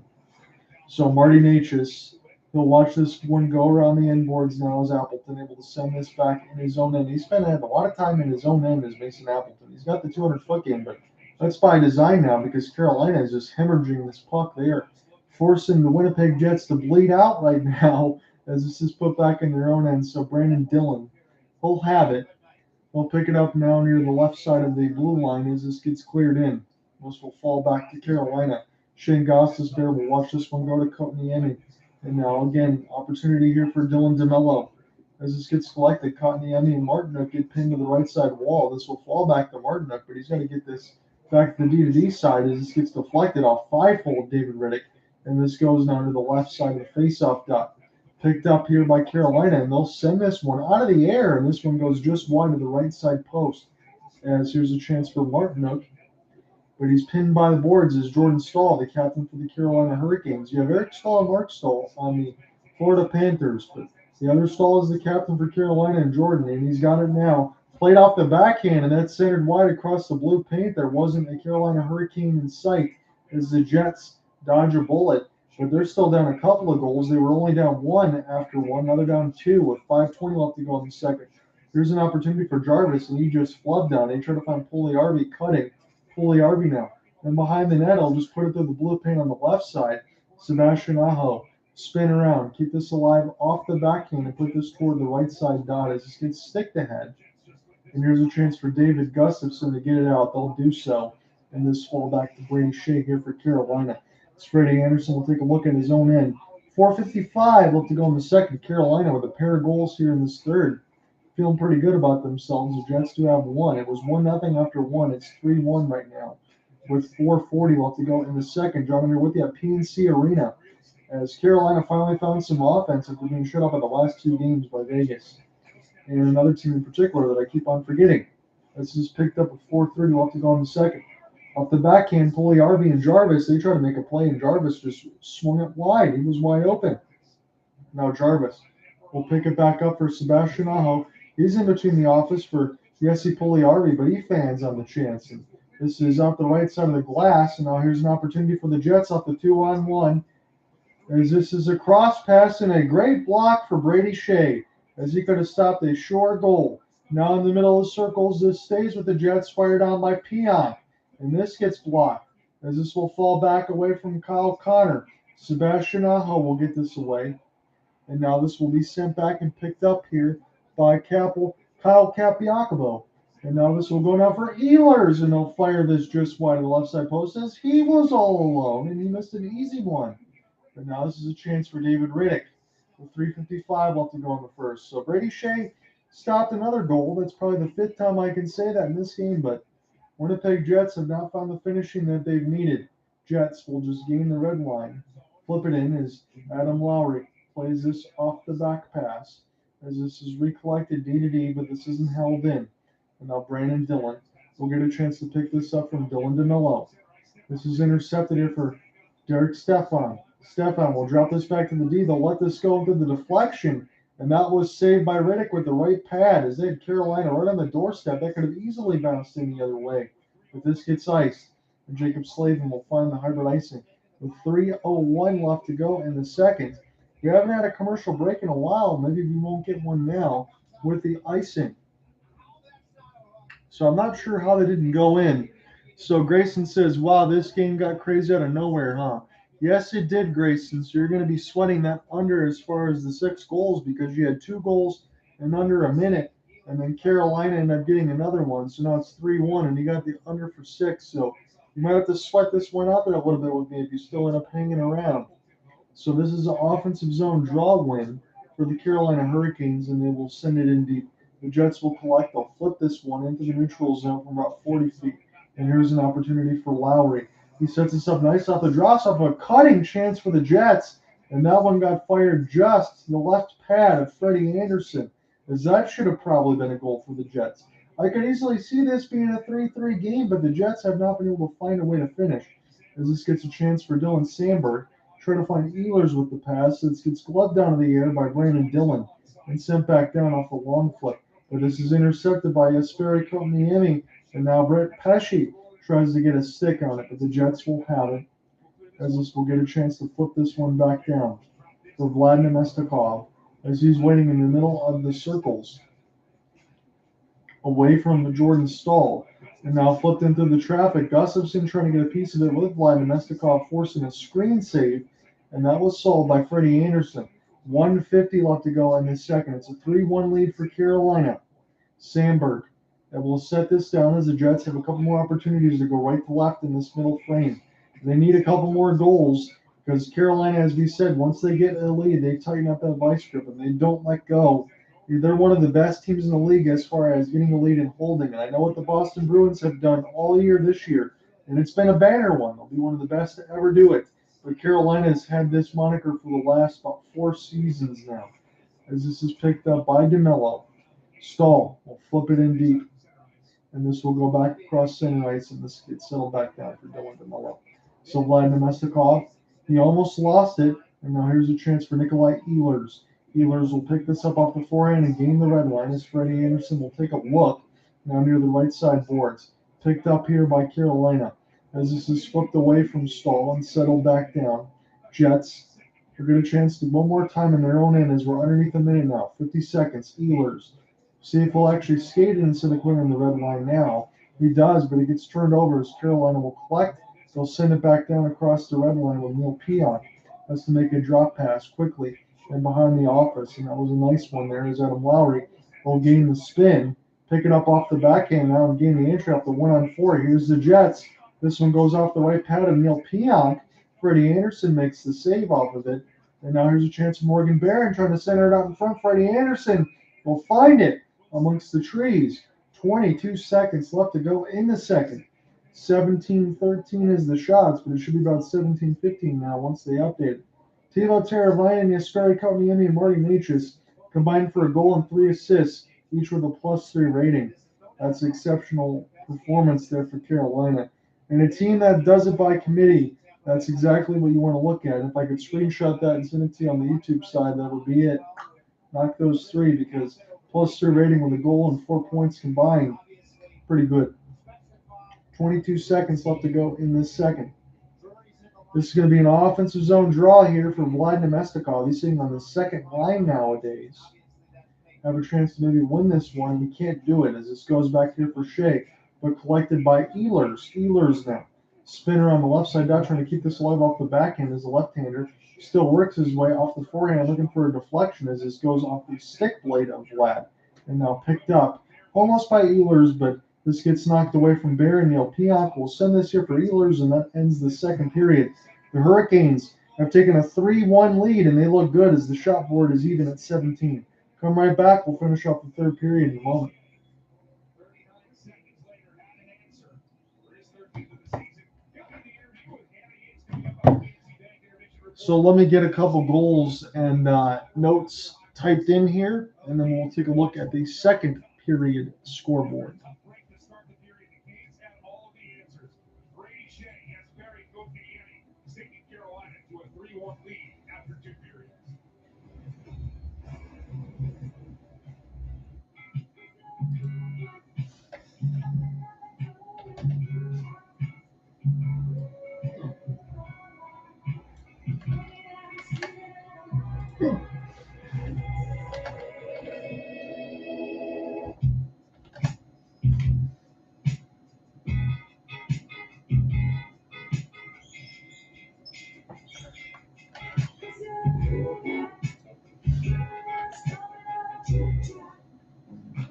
Life never slows down, but Synchrony Bank can help you get a handle on the future.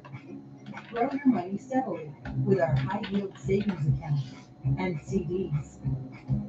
And enjoy the flexibility of capturing a higher rate with our new Bump Up CD. More ways to save that give you a little more control. It's banking in sync with you. 1 teaspoon of potassium iodide as in science. Right, let's go.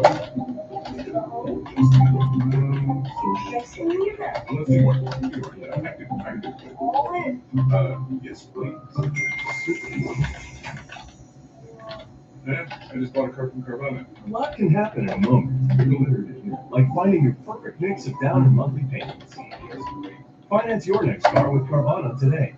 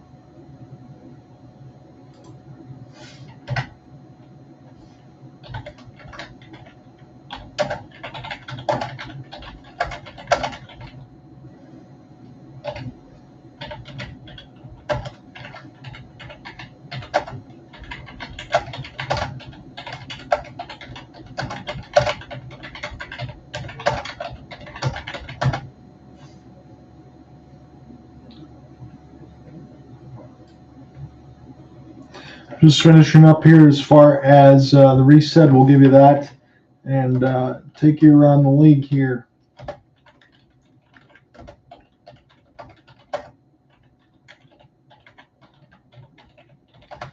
All right, so I just want to get these notes in here for the first and second. So I'll give you a little bit of scoring reset. So Jacob Slavin had the only goal of the first. That was at 4:37 unassisted. He was able to get the steal on the Jets, work his way into the slot, fire one, and then once he got near the blue paint, he was able to actually lift it somehow. It looked like there was a trampoline underneath the net. I'm not even kidding you. as it got lifted over David Riddick and goes in the net. Second period is where it got a little nuts because Dylan DeMello, he scored, and there was a hit that was on the other end for Martinook because he got bodied by Sandberg, kind of went to like a Anita skate situation. And it was a chance for Martinook. He went into the players' locker room. It looked like he wasn't going to be able to put any weight on his leg. Maybe he just lost feeling in it. So there was 3 Hurricanes and 3 Jets that met up near the right side of the faceoff dot in the other end. But the play wasn't dead. Dylan DeMello led a 2-on-1, and with 19 seconds in the first, they scored. It's a 1-1 game as the Jets tie it. But then after that, Carolina scores immediately. 58 seconds in, they get an offensive zone draw. Brady Skjei works his way to the left circle. He just fires a crossbody wrister, a beautiful one there, as it goes over the shoulder of Riddick and up the top right crossbar, bar down and in. And then 8:15 into the second period. This is 15 seconds before a fight between Noesen and Sandberg. As Sandberg was the one that dished up the punishment. Now he got punished because he got knocked down and punched in the face by Noesen. Jesperi Kotkaniemi gets this goal off the wraparound as Brady Skjei just able to hold that left side blue line, keep it in, wrap it around the inboards. Everybody gets beat by Kotkaniemi as he wraps it around Riddick and puts it in. So it's a 3-1 lead after 2. Freddie Anderson stopped 16 out of 17. David Riddick has stopped 14 out of 17. And I'm going to go ahead and just put these in particular. So the shots. Shots on goal. We'll do this 17 aside. The hits are 16 aside. I wonder what the faceoffs will be. It's all Carolina on that end. So a little bit of Twilight Zone. 17-17 shots, 16-16 hits, and 17-9 on draws for Carolina. So we got all our notes in for this game, got everything all settled, and just let you know the complete story play-by-play. This is going to be on the recorder side. hopelesssportsguy.wordpress.com. That's where all this stuff goes, per usual. That'll be in there as I'm on my lonesome tonight. Alec Nava joined me yesterday. He's doing the call for Tampa and the New Jersey Devils. But let's take a look at the out-of-town scoreboard here. We did in the first. Let's do it in the second. So, again, in our game, it's 3-1 for the Carolina Hurricanes over the Jets. They scored 2 in the second. Jets scored 1 in the first. It was 1-0 after 1. So, New York Rangers, they got a 4-2 lead now. Jacob Trouba and Matt Irwin with the goals in the second. It was Patty Kane and Mika Zibanejad pair of times, and Nicholas Obey-Kubel for Washington. It's Darcy Kemper stopping 21 out of 25, and Igor Shesterkin stopping 14 out of 16, and now 17 out of 19. Is that just updated live? As we get about a stoppage with 4:25 left to go in the second. And ESPN keeps teasing me because they're showing Resident Evil 4 remake commercials there, and they need to stop doing that. I got to wait till next week. That's a little bit after the birthday side for me. So the Tampa Bay Lightning and the New Jersey Devils, it's a 3-1 lead now for Tampa. So Damon Severson scored the first. We talked about Cirelli scoring shorthanded. And then the first line getting it done again. Brandon Hagel, 8:52 in the second for Mikhail Sergachev and Alex Killorn with Hagel again. So Hagel has all 3 points in this game as Tampa's up 3-1. Vitek Vanacek still in goal, 15 out of 18 now. And the Big Cat stopped 16 out of 17, Andrei Vasilevsky. Golden Knights look like they're going to be taking a 3-1 lead into the locker room of the Philadelphia Flyers. It was Shea Theodore and Teddy Bluger in the second. Travis Sanheim got the goal for the Philadelphia Flyers. Sandstrom stopped 22 out of 25. Felix Sandstrom for the Flyers. And Jonathan Quick, 16 out of 17. The Penguins are fighting back. They just came all the way back. It's just updated. It was 4-1. I think this is 4-3 unless they just called this back. They might have just called back Evgeny Malkin's goal. No, it just went up. So it is 4-4. That is the cautious of doing it live. I apologize. 2 straight goals for the Pittsburgh Penguins in the second period. They were down 4-2 after 1. Chris Letang and Evgeny Malkin. Evgeny Malkin got a pair of goals as it's 4-4 with $1:55 left to go in the second. The Red Wings and the Preds are tied at nothing with 5:07. I'm going to take a look at that selfishly for my reasons and a chance to pretty much cover out the whole first period if that is the case. This is only big in the sense for the Predators as far as if they pick up 2 points and the Jets don't, or if they can pick up 2 points and the Jets don't, the Flames don't, they'll get pretty close as far as the wild card. They have 3 games in hand of everybody because they got to make up a couple of those games, although they will be against Colorado Avalanche because the Bridgestone Arena had that water main break earlier in the year. So I'm going to flip to the Red Wings game selfishly for myself. I know the Michigan Wolverines are playing, but they're in the NIT. They didn't even make the tournament. Neither did Ohio State either on the Big Ten side. So Big Ten, they might have 8 seeds in there, which is tied for the most per usual, but that's just awful. You don't even have those 2 teams in there because they just didn't deserve to be in it.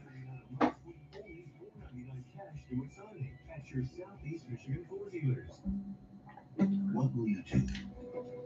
Will you make something better? So here's what I'm going to try to do. I'll pull up my Facebook page a little bit so I can give you the breakdown of what I planned on covering this week. I could do that on the YouTube side, but I don't want the stream to freeze.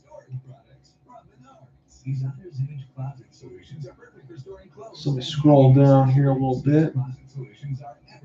So for Wednesday, I don't know if I'm going to be able to do that one because I might be spending time with the fiance, but I had scheduled for the Philadelphia 76ers and the Cleveland Cavs at 7:30 Eastern ND on ESPN. But after that, Thursday and Friday is going to be the start of March Madness in the NCAA tournament. So I'll ask Cooper if he wants to do the Calgary Flames and the Vegas Golden Knights at 10. I know that's his team with the Calgary Flames on that side, and they're right on the precipice on the edge. We've talked about that. We had a few games over the last couple of weeks that we said were must-wins. That didn't happen as much, but they're just on the outside edge where they could still get in there if they can get some wins. So I'll ask him if he wants to do the Thursday game between Calgary and Vegas. If not, I'll probably cover a NCAA tournament game. And then Friday will be a round 1 game. Saturday could be Dallas and Calgary with Cooper Hopkins. Sunday could be a round 2 game. So I might miss a midweek day, but I'll plan on getting a couple NCAA tournament games in there. And then maybe at least 1 game with Cooper Hopkins this week, depending on possibly 2 if he wants to do Dallas and Calgary on Saturday. But try to get Thursday or Saturday with him and then at least get an NCAA tournament game. So that'll be the schedule for the rest of the week. I know last week was a little bit of an issue with scheduling appointment, haircut, dentist, other stuff with the car, and all those other things. And I had to do the Waterford Sharks here for Waterford, Michigan side at Lakeland Ice Arena. I don't have that going on this week, but I will next week. So next week, admittedly, I'll throw this out there. So my birthday is on March 22nd of next week. That's on a Wednesday. So my plan is, obviously I'm not going to be on Wednesday for next week for the birthday purposes. I'll be spending that time with the fiance. Friday is the release of Resident Evil 4 remake. So, and then Saturday I have a game with the Waterford Sharks that I have to cover on the semi-pro side for Lakeland Arena against the Muskegon Voyagers. So Wednesday I won't be on next week because of the birthday. Friday I'll get some time with the Resident Evil 4, maybe do a live stream for the remake. Saturday will be the semi-pro action for Waterford Sharks and Muskegon Voyagers. And then Sunday probably a game for that. So between Wednesday, Friday, and Saturday, I probably won't be available for next week's side. So I'll make sure I get Monday, Tuesday a little bit earlier next week. So this will be the last semi-full week. That's why the one before that, I loaded up out of 6 out of 7 days. I wanted to make up for the times that I wasn't going to be able to be here. So I appreciate you guys sticking around. I don't care how big or small the party is. I appreciate you guys following along as we go along all this coverage. So I'll get my schedule on as fast as possible for next week, probably around sometime on the Sunday side. I'll let you know, but probably Wednesday, Friday. So Wednesday for sure, and then Friday and Saturday I won't be able to do streams because I'll have either birthday, Resident Evil 4 remake, or semi-pro coverage on Saturday. I want to do some more games for the Waterford Sharks before the regular season ends for the Michigan Independence Hockey League.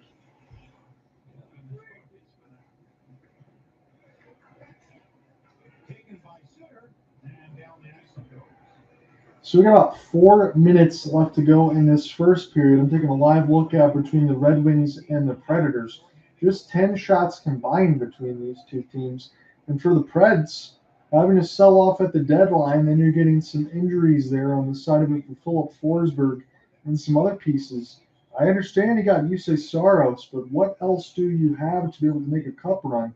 The one thing you do have if you're Nashville that we always talk about, you got Roman Yossi, you got Tyson Berry now, Dante Fabro, good back-end pieces, but those forwards, it's going to need some work. As former Vegas Golden Knight prospect Cody Glass have a chance to get some time. Even Gestala just went off sides. Yes, that's his name apparently for the Nashville Predators. Just went off sides. You would think if you're Detroit, for a local send for myself, I'll make sure I type in the rest of the box score when our game is done for the Hurricanes and the Jets. You have to win this game. I don't care about the point standing. You're not going to make the playoffs, but you're just a better team right now, top to bottom, from what Nashville's throwing out there. You should go 2-0 in this season series in the opposite conferences. But Nashville needs these points right now, and they have games in hand. So desperation could be good for them.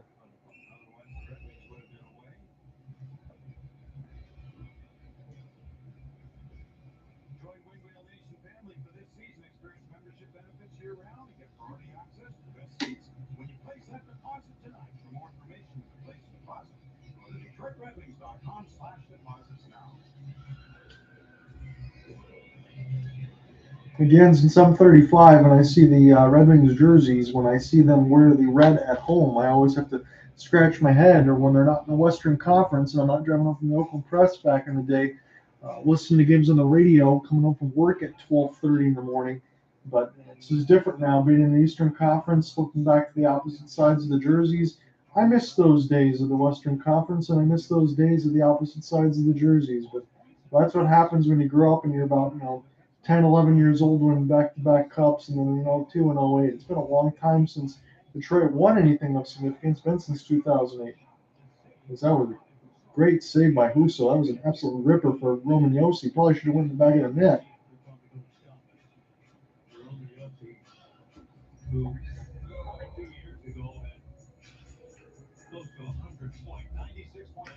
I have to say this, and I don't want to say anything disparaging for people that live in Nashville, Tennessee, or Tennessee in general, because I know a few that do.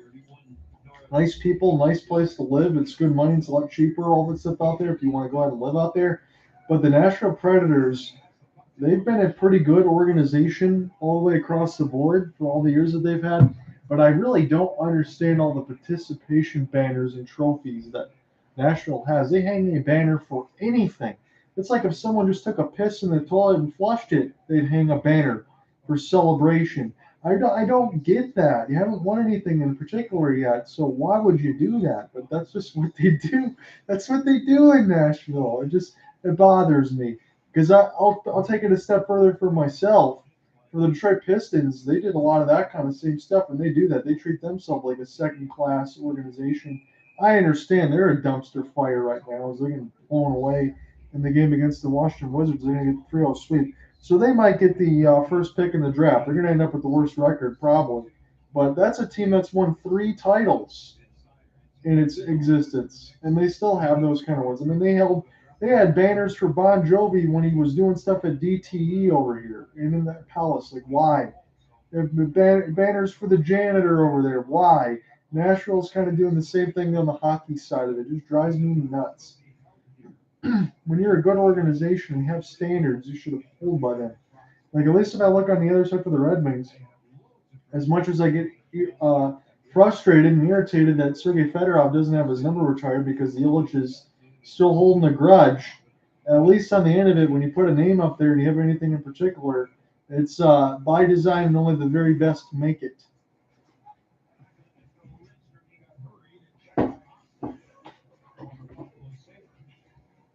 I'm going to flip back over to our live game to make sure that I don't miss anything.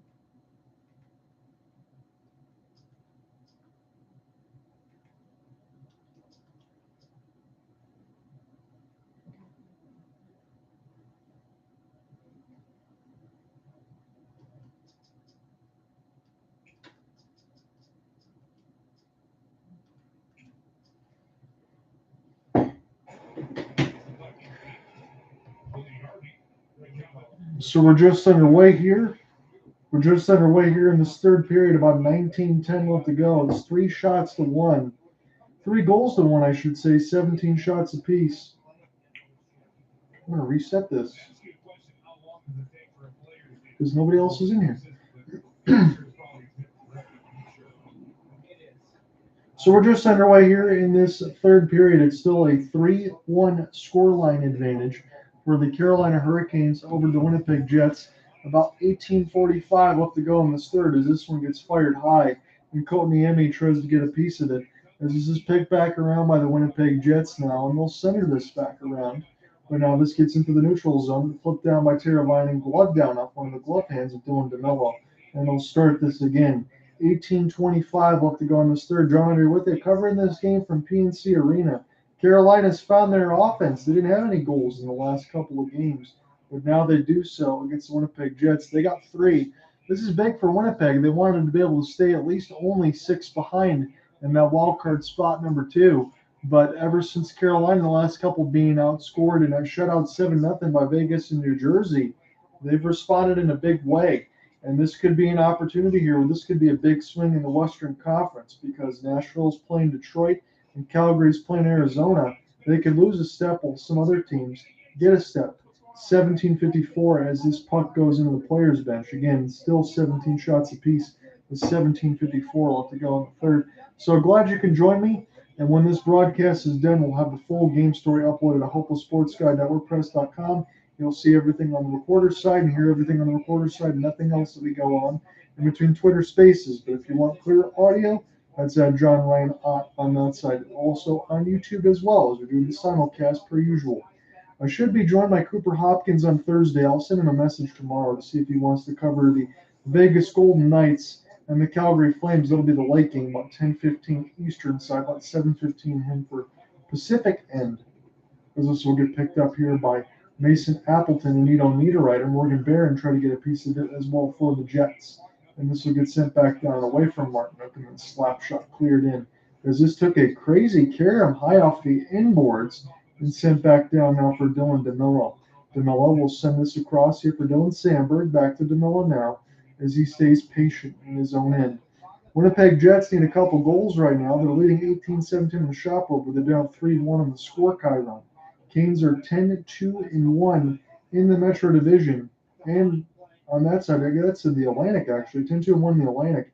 And they're dominating the Metro as well. So they've just been a good team all the way across the Eastern Conference as this gets iced by the Jets. 16:58. They keep pointing back to Martinook, and that is for good reason because Martinook's actually on the ice. You know, he took that big contact moves and knee there a little bit with Sandberg.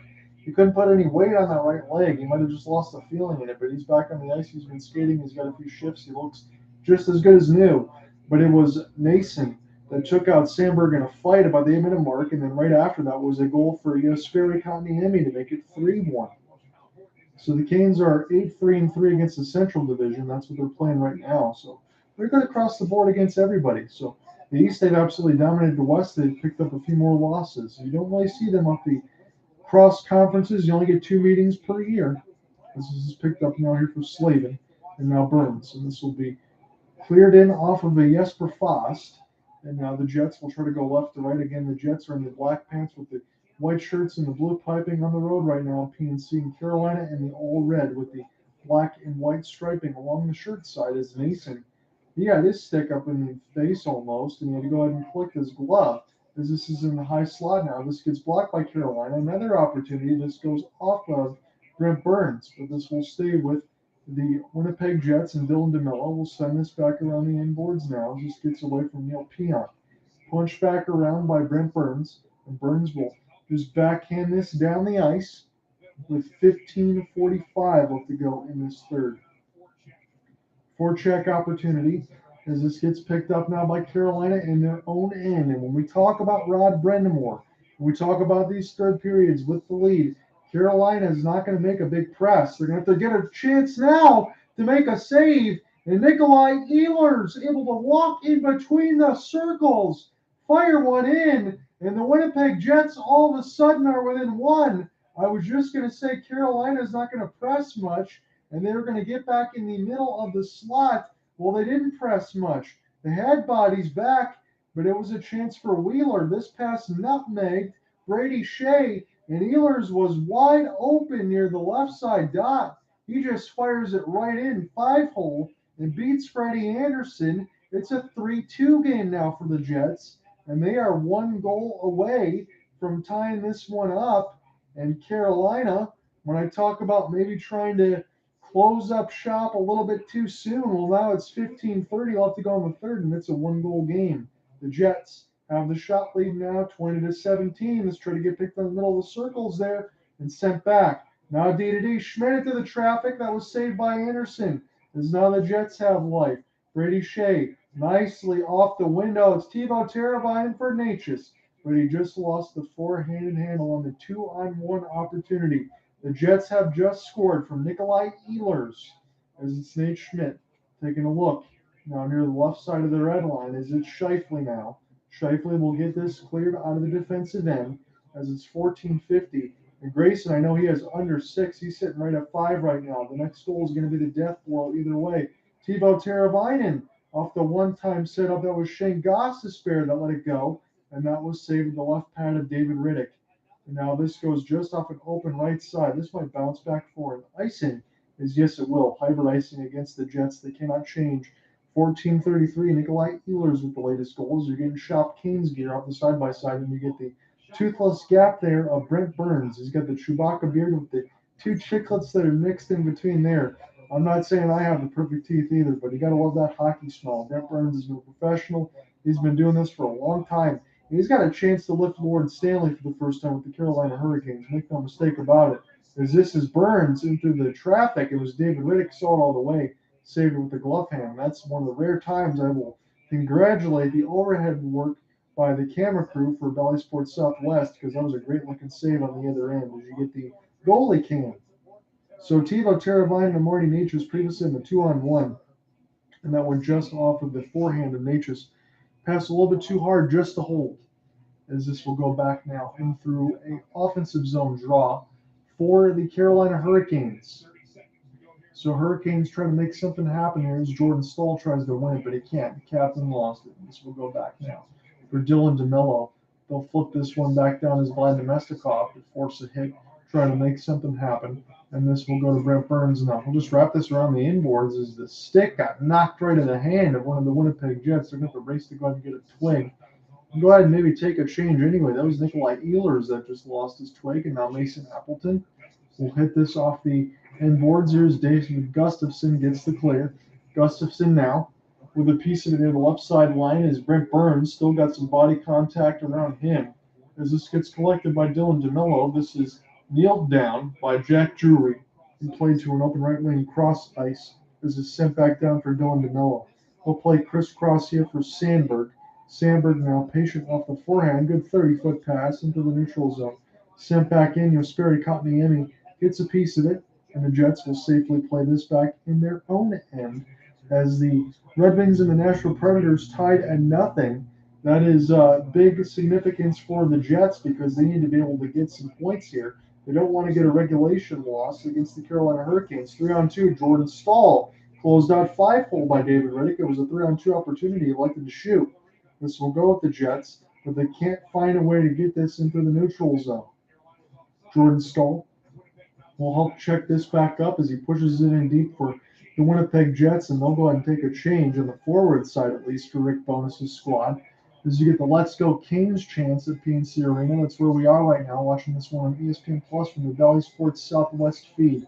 Wheeler has it now near the right side red line as a couple of players get punched near the left side boards. There was Vlad Nemestikov taking a hand as David Riddick will hold on near the left side post on the butterfly. Carolina. Aho will watch this spin around as Dylan Sandberg. That goes too far for him. And this is picked up here for Ehlers. He just scored one with the Blake Wheeler line. Wheeler patient with it now, trying to center it out for Ehlers, looking for an extra pass. I thought he might zip the short side of the right crossbar, but he elected to pass instead when he was near the right dot. That's a surprise.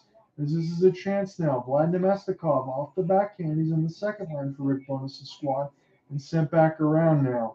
Here for Ehlers. He gets pinned to the wall as this goes back to Vlad. Vlad will try to get this here for DeMello as this gets flipped high, and this will go to Sebastian Aho. He gets the right wing side. He's going to go ahead and take his change as he clears this in across the red line. He can safely do so without icing it. Shot board is pretty dead even. It's 21-20 in favor of the Jets, but it's a 3-2 score line. Long outlet pass, a little bit too far here for the Jets as Scheifele blows a tire. And it's going to be an offensive zone draw coming for Carolina. So, John, out here with you on the call. It's ended up being a good contest right now. We weren't so sure if it was going to stay that way with the wild swing that the second period has given us, but the Jets have the only goal of the third right now. It's a 3-2 advantage for Carolina. They've worked their way within one, courtesy of Nikolaj Ehlers. So thank you guys for joining me on the Twitter Spaces side and the YouTube side today. It's been a lot of fun. It's picked up now for Riddick. Riddick now off the end boards. DeMello will spin it back around as this is sent in through the middle of the circles. Picked up here by Slavin. Slavin will wire it back in. Carolina has one forechecker, but this will be put back around by Dylan DeMello as this just casually gets backhanded around the inboards. See if Necas can force a steal. He can with Teuvo Teravainen. It's Brent Burns. Jesperi Kotkaniemi wired one, and that was a great save with the right pad of David Riddick. He was right where he needed to be, and that was an absolute wrister there. Kotkaniemi could get his fourth point of the game. Teuvo Teravainen had that one get gloved down. Now near the left side wall, almost at the halfway marker of this final frame potentially. It's a 3-2 scoreline. Carolina out in front as they get some body contact near the right side boards. Slapped out of the air, but this might fall right to Neal Pionk. But instead, we'll go back to the neutral zone. Dylan DeMello makes the outstretched pass, trying to pick it up and send it here from Kyle Connor. And it gets away from Kablakulo as this goes now for Shane Gostisbehere. Picked back up by Neal Pionk. Off the post and in for Jack Drury. And it's a 4-2 lead. So that was gloved out of the air and then picked up. I think it was Nason for Jack Drury. Finished it off. And Grayson, the under for your 6, I'm afraid, my friend, that is gone. The second period explosion was the one that did it. As Carolina takes a 4-2 lead. Pionk with the pass in his own end, and it bounces off the end boards as the Jets had a 3-on-1, and it was just overskated, set back up by Nason off the turnover. Jack Drury right in front of the left circle. He fires it top shelf off left post and in. Carolina opportunistic there. The Jets try to make something happen off the back pass. They just turn it over, and they concede a goal. And while they picked up wins against Florida and Tampa, where they've rebounded a little bit, there's no shame in losing to the Carolina Hurricanes. But they've given up a couple of goals that have just been pretty poor on that end. So halfway marker. Carolina is back to a 2-goal advantage. It's 4-2. Jack Drury off the left post and in. The Jets need points. They still want to be able to stay at least 6 away in that wild card spot as they're holding on to wild card spot numero 2. We'll go to a commercial break because the Nashville Predators are in action against the Detroit Red Wings and the Calgary Flames are in action against Arizona. Both of them wins and the Jets lose. The lead will be down to 4. Come right back. We'll finish the game off pretty soon. Get closer to hockey with the NHL app. Closer to the names you know and need. So Grayson did not win his under. I apologize, my friend. I thought you had good money on that. If it wasn't for that second period spurt where you had 2 goals in the span of a minute, I think you were going to be right on it. But that kind of opened the doors for things to get a little silly as it did. So still at the end of 1, it's 0-0. And between the Red Wings and the Preds, the Bruins and the Blackhawks was 7:50 in the first. That's 0-0 as well. Lightning spanking the Devils right now, 4-1. So they've got the bounce back that they need. And in our game, it's 4-2 Hurricanes over the Jets. Same scoreline for the Rangers over the Caps. 4 is the number right now in all of these games for the teams that lead, because the Golden Knights have a 4-1 lead, and it's a 4-4 game between Canadians and Penguins. So if you have the number 4 in the lottery, that's got to mean something. I hope you played it tonight. That's just wild. 4-4 game between the Canadians and Penguins. A 4-1 lead for the Golden Knights with the Flyers. 4-1. Same for Lightning and Devils. 4-2 between the Rangers and Caps, and in our game, 4-2 lead for the Hurricanes over the Jets. Switch to tax sack and start for free. When Brent Burns was traded to the Canes, his first question was, So again, if the Jets lose, they'll be at 68 games played with 79 points, and if the Nashville Preds and the Calgary Flames win, they'll be at 75, and the lead will be back down just to cover to 4 on that side. The one thing for Nashville is they have 3 games in hand on everybody else, 2 after tonight. Will still be 3 because the Jets are in action.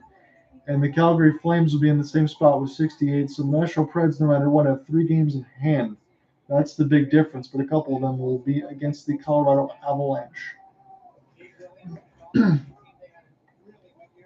9:35 left to go in this third. The Carolina Hurricanes with Jack Drury have just scored to go back up by 2.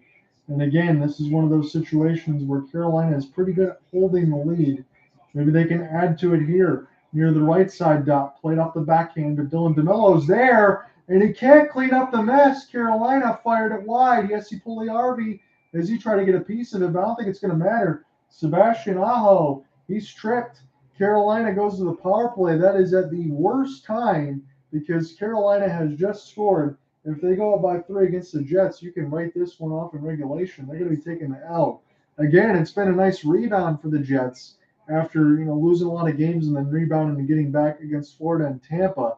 So you give them credit for that. There's no shame in losing to the Carolina Hurricanes, but at the same time, when there's teams behind you that are chasing matchups that you probably win tonight, as Nashville's playing Detroit and Calgary's playing Arizona, when you are the Winnipeg Jets and you are, let's look at it again, 3-6-1 in the last 10, you're not doing yourself favors.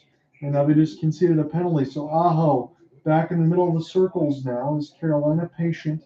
They'll work this way back here for Brent Burns. Brent Burns fakes the slapper for Teuvo. Teuvo now here for Necas, but this will go in the catching glove instead of Riddick, and he'll hold on. 9 minutes left to go in this third. Carolina on the power play. And if they score right now, I mean, it's probably already over, but if they score right now, it definitely will be over. Winnipeg might lose ground here in this playoff chase, depending on what Nashville and Calgary does tonight. Carolina, about mid through the NHL league right now, a little bit better than that because now there's 32 teams, not 30, with the additions of the Golden Knights and the Seattle Kraken. They're 15th. As this is picked back up by Appleton, short-handed. He was looking for a deflection there for Lowry off the chance, and this will instead go back for Brent Burns. Burns now. He'll be patient.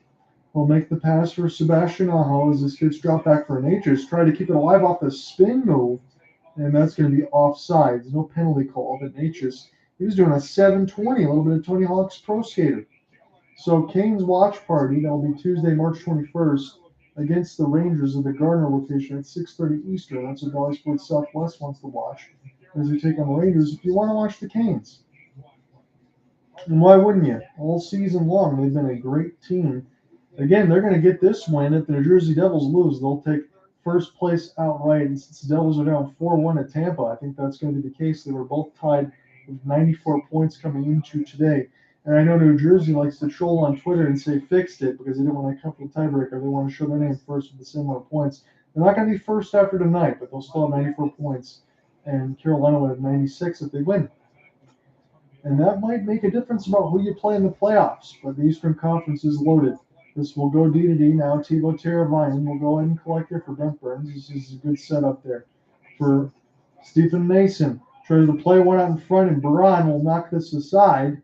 7:58 left to go in the third, as I think this puck was played with a high stick, so that's going to blow the play dead with 7:58 left to go in this third.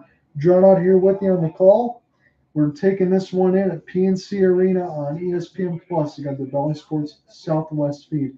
May or may not be available for Wednesday's game, but definitely will be in contact with Cooper Hopkins on Thursday if he wants to cover the Vegas Golden Knights and the Calgary Flames with me.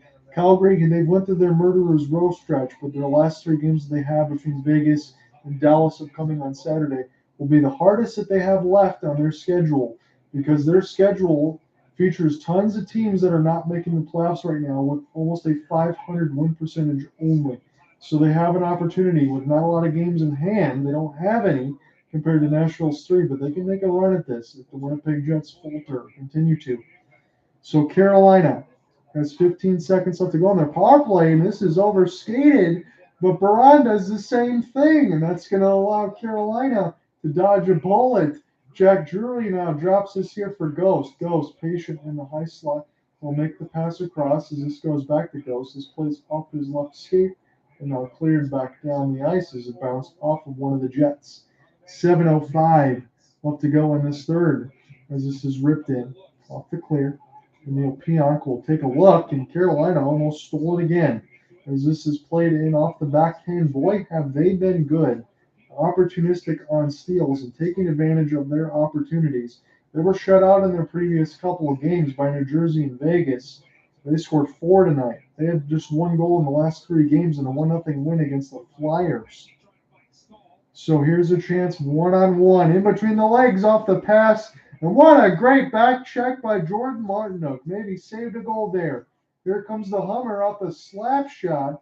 And that was blocked on the other end before Anderson even got a piece of it. Will we go to a commercial break? Yes, we will. 6:31 left in the third. It's a 4-2 game. Carolina's got the edge. And that was a great play there by Martinook. Come right back. With standard I-active all-wheel drive and an available turbo engine. Appreciate you guys following along on the YouTube side. We don't have much left to go, about 6:30 left. Looks like Carolina is going to be able to take this one home. They would improve to 44-14-8 on the season. They will take first in the Metro because New Jersey looks like they're going to lose to Tampa. And Winnipeg will fall to 38-27-3 on the year. They might lose ground tonight as far as the Western Conference playoff chase. They're sitting second in the wild card portion of it, but that will not hold if Nashville or Calgary win tonight. There's a good chance of them doing so because Nashville plays the Red Wings and the Coyotes play the Flames. So the Flames could probably get that win again against Phoenix or Arizona. They'll look pretty good. Sometimes I want to say Phoenix Coyotes, but it is Arizona Coyotes now. Phoenix, Arizona, kind of the same damn thing.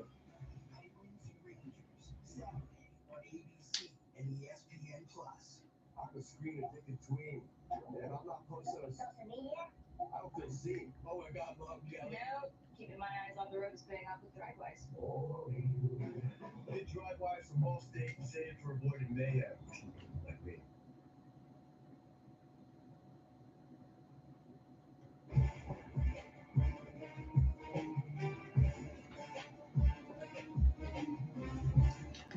Blackhawks have taken a 1-0 lead on the Boston Bruins. That's not really a surprise considering the Bruins might be in coast mode, but I do think that they need to get the injuries back from Foligno and Hall. Those ones hurt. Those ones are not situations, even for as good as the Boston Bruins are, having acquired Tele Bertuzzi from the Red Wings. You can't replace players like that. Back underneath the action now. 6:25 left to go in the third. It's a 4-2 lead for the Carolina Hurricanes, looking to take this one home the rest of the way. See if the Jets can get a push. They need to go left to right here in this third. They are down by a pair of goals, and they might lose ground here in the Western Conference playoff races. Somebody got absolutely smoked. I think that was Vladimir Mestikov as he got upended. He might not slew-footed, but he definitely got worked near the left side of the boards. And this is turned over. Sebastian Aho with Jarvis, and he'll fire this one just wide. But this goes up on a play with 5:50 left to go in this third. 4-2 still the score line. Let me give you a quick scoring reset before we will be getting out of here pretty soon, it looks like. So it is Jacob Slavin in the first from 4:37 unassisted. Then Dylan DeMello, 19 seconds into the second, made it a 1-1 game unassisted as well. Brady Skjei, 58 seconds in off of a face-off win. He worked his way in the middle of the circles, and he lifted a nice shot on David Riddick, his 13th in the year. Jesperi Kotkaniemi off of a Skjei keep-in Just at the last second, Kotkaniemi scores with the wraparound on Reddick, makes it 3-1 after 2. Nikolaj Ehlers makes it a 3-2 game as he scores his 7th of the year. He's been mostly injured. That's why those numbers are down. At 4:27 from Wheeler and Brendan Dillon. And then Jack Drury, the latest, at 9:34 with his first of the year from Stefan Noesen, his 18th apple. It's a 4-2 lead for Carolina as we have 5:30 left to go in this third. So now this will get picked up by the Jets in the neutral zone. And now Ehlers will spin this around. This was Kyle Connor with that pass. And this gets knocked away from Ehlers. So you got Connor and Ehlers on that same line. Like I think Rick Bowness would do. You want to be able to get some offense. You want to drive that. I understand you want to bring something out, but you got to make something happen on Carolina. You got to have some game breakers. So put them on the same line. Put Scheifele out there. See what you can do. So Connor, Scheifele, put out in the middle of circles, but Connor can't get there off the stick lift. That would have been an opportunity. Now the one-timer gets fanned out by Scheifele. Now into the traffic, fired in the high slot to the left side post, and that one goes just wide as Carolina dodges a bullet. 4:40 left to go in this third. Carolina's still up by a pair, 23-22. They lead on the shot board, and they lead by 2 on the score chyron. As we're getting the Bally Sports Southwest feed. Winnipeg Jets and their own end will collect as this gets sticked away.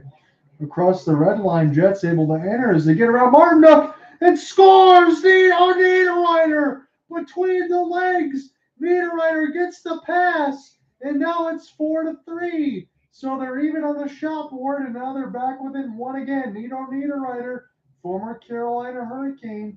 He was picked up by the Nashville Predators and traded to the Winnipeg Jets now. But Niederreiter makes it a 1-goal game. And this one off of a toe drag. Nice setup for Niederreiter.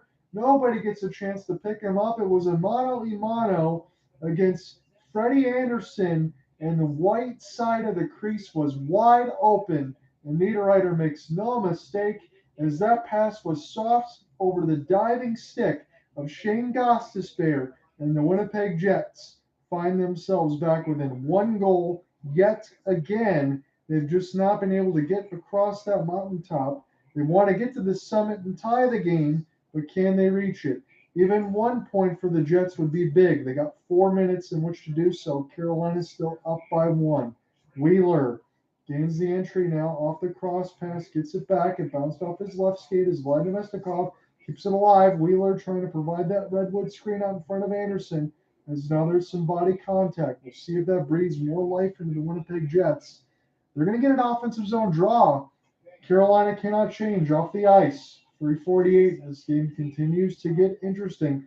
It's had a lot of layers like this onion and keep peeling it away. The Jets have not gone away. 3:48 left in regulation.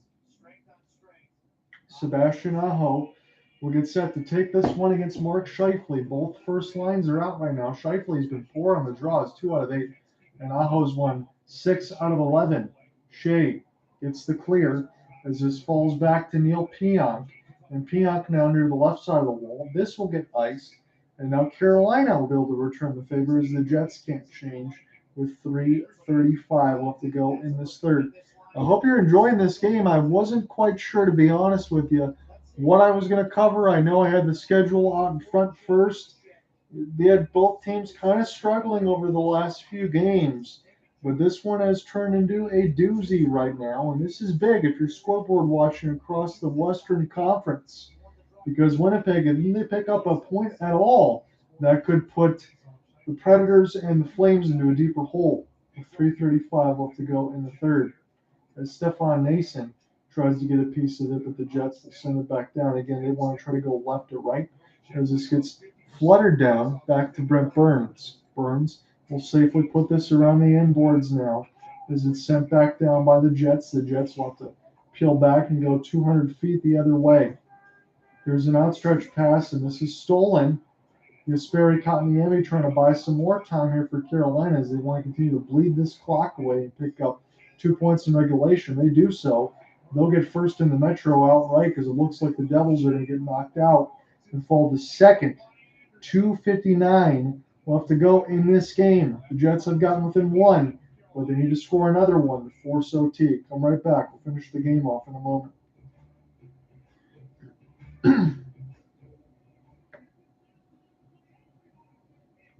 What's he doing? He's cleaning the trash cans. Cool. Meeting a new young homeowner for the first time is a unique challenge. So you think you can help? I can try. Hey, what you doing? Just cleaning the trash can. Wow. It's important to build trust. See, put your address and phone number on here. Well, you can never be too safe. With trash? Progressive can't protect you from becoming your parents, but we can protect your home and auto when you bundle with us. Don't look at the hedges there. I'm always looking at the hedges.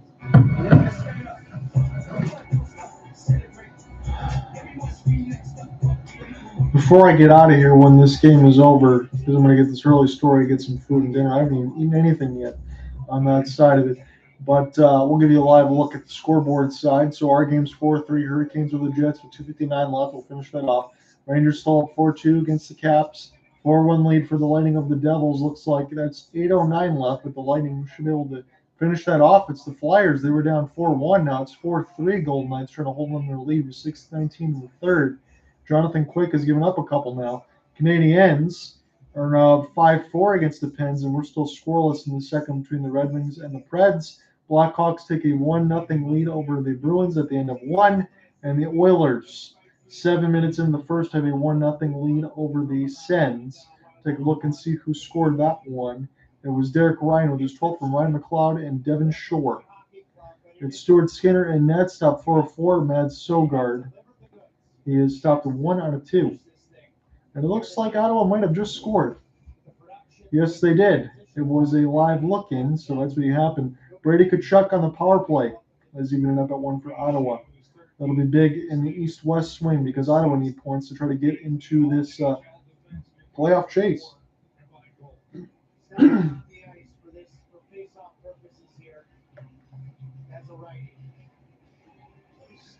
So it's offensive zone draw upcoming here for the Winnipeg Jets. They just scored one, but they need one more. They got 2:55 left to do so in this third.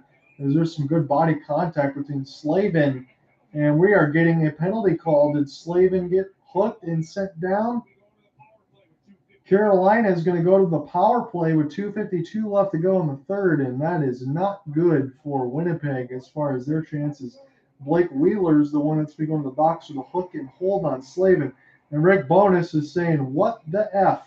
You don't need to be a lip reader. He goes, that's BS. He is really upset in toward the left side dot. Again, I'm not very good at reading lips, but you don't need John Boy to break that one down. I broke that down for you. My name is John Ott on that side. So this is a hook and hold, and Blake Wheeler's caught red-handed on Slavin right in front of the zebra.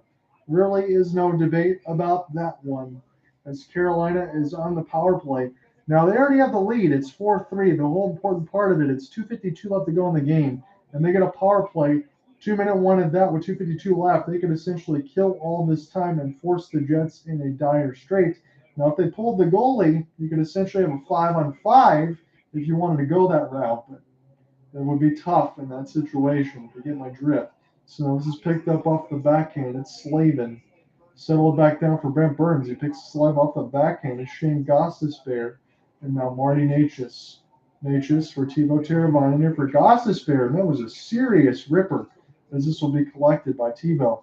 Teuvo now for Brent Burns. They try to find Necas on the opposite corner near the left side down, and Necas will spin it around.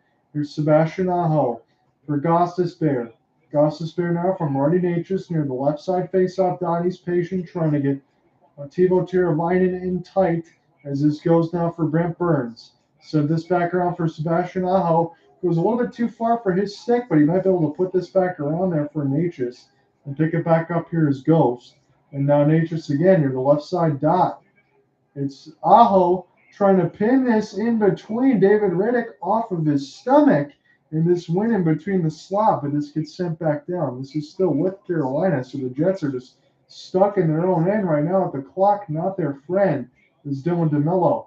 Tries to get this here for Pionk, plays this in between his legs, and the Jets will get a clear, but they need to be able to get in the other end. Ghost will spin, keep this in off the end boards, and pick it up now for Noesen. Stefan Noesen with a nice drop pass here for Skjei.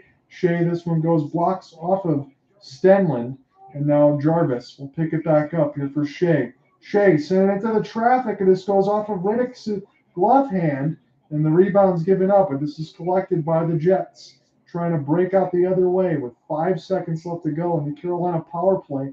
They've killed it, but now they only have 50 seconds left to go in which the third, in which to try to get another goal. So Riddick negates the goal crease. This is flipped back down by Ehlers. Ehlers now trying to get this across the neutral zone. Scheifele will stick it away as this will go back here for Ehlers in his own end. The Jets have 30 seconds in which to go left to right. Gain the entry now, Wheeler. He should be fresh after serving a penalty. Got it near the right side boards, trying to use that big body, keep it alive. Center it out in front of Freddie Anderson. As this gets collected near the left side dot, this goes with Carolina. Flip it back down, and now Scheifele will make the pass. Picked up by the Jets in the neutral zone. They got 10 seconds. They gain the offensive end now near the right dot. This goes off of Carolina's skate. Now down to 5 seconds. Jarvis puts it into the empty net. Carolina wins 5-3. So Seth Jarvis gets the empty net goal. Carolina holds on. They take a good contest. We got 4 seconds left to go in this, but the Jets will get nothing. Good day, sir, from the Willy Wonka and the Chocolate Factory there on that side of it. So we'll figure it out for the Jets next time, but essentially their 6-point lead could dwindle down to 4 if the Predators or the Flames win tonight. So Carolina takes the big 2 points. This one's final. That's it. That's all. 5-3. Hurricanes win. So my next broadcast may be Thursday most likely, but we'll be back. I'll try to get a hold of Cooper Hopkins, see if he wants to partake in the Golden Knights and the Flames. We'll catch you then. Peace, guys.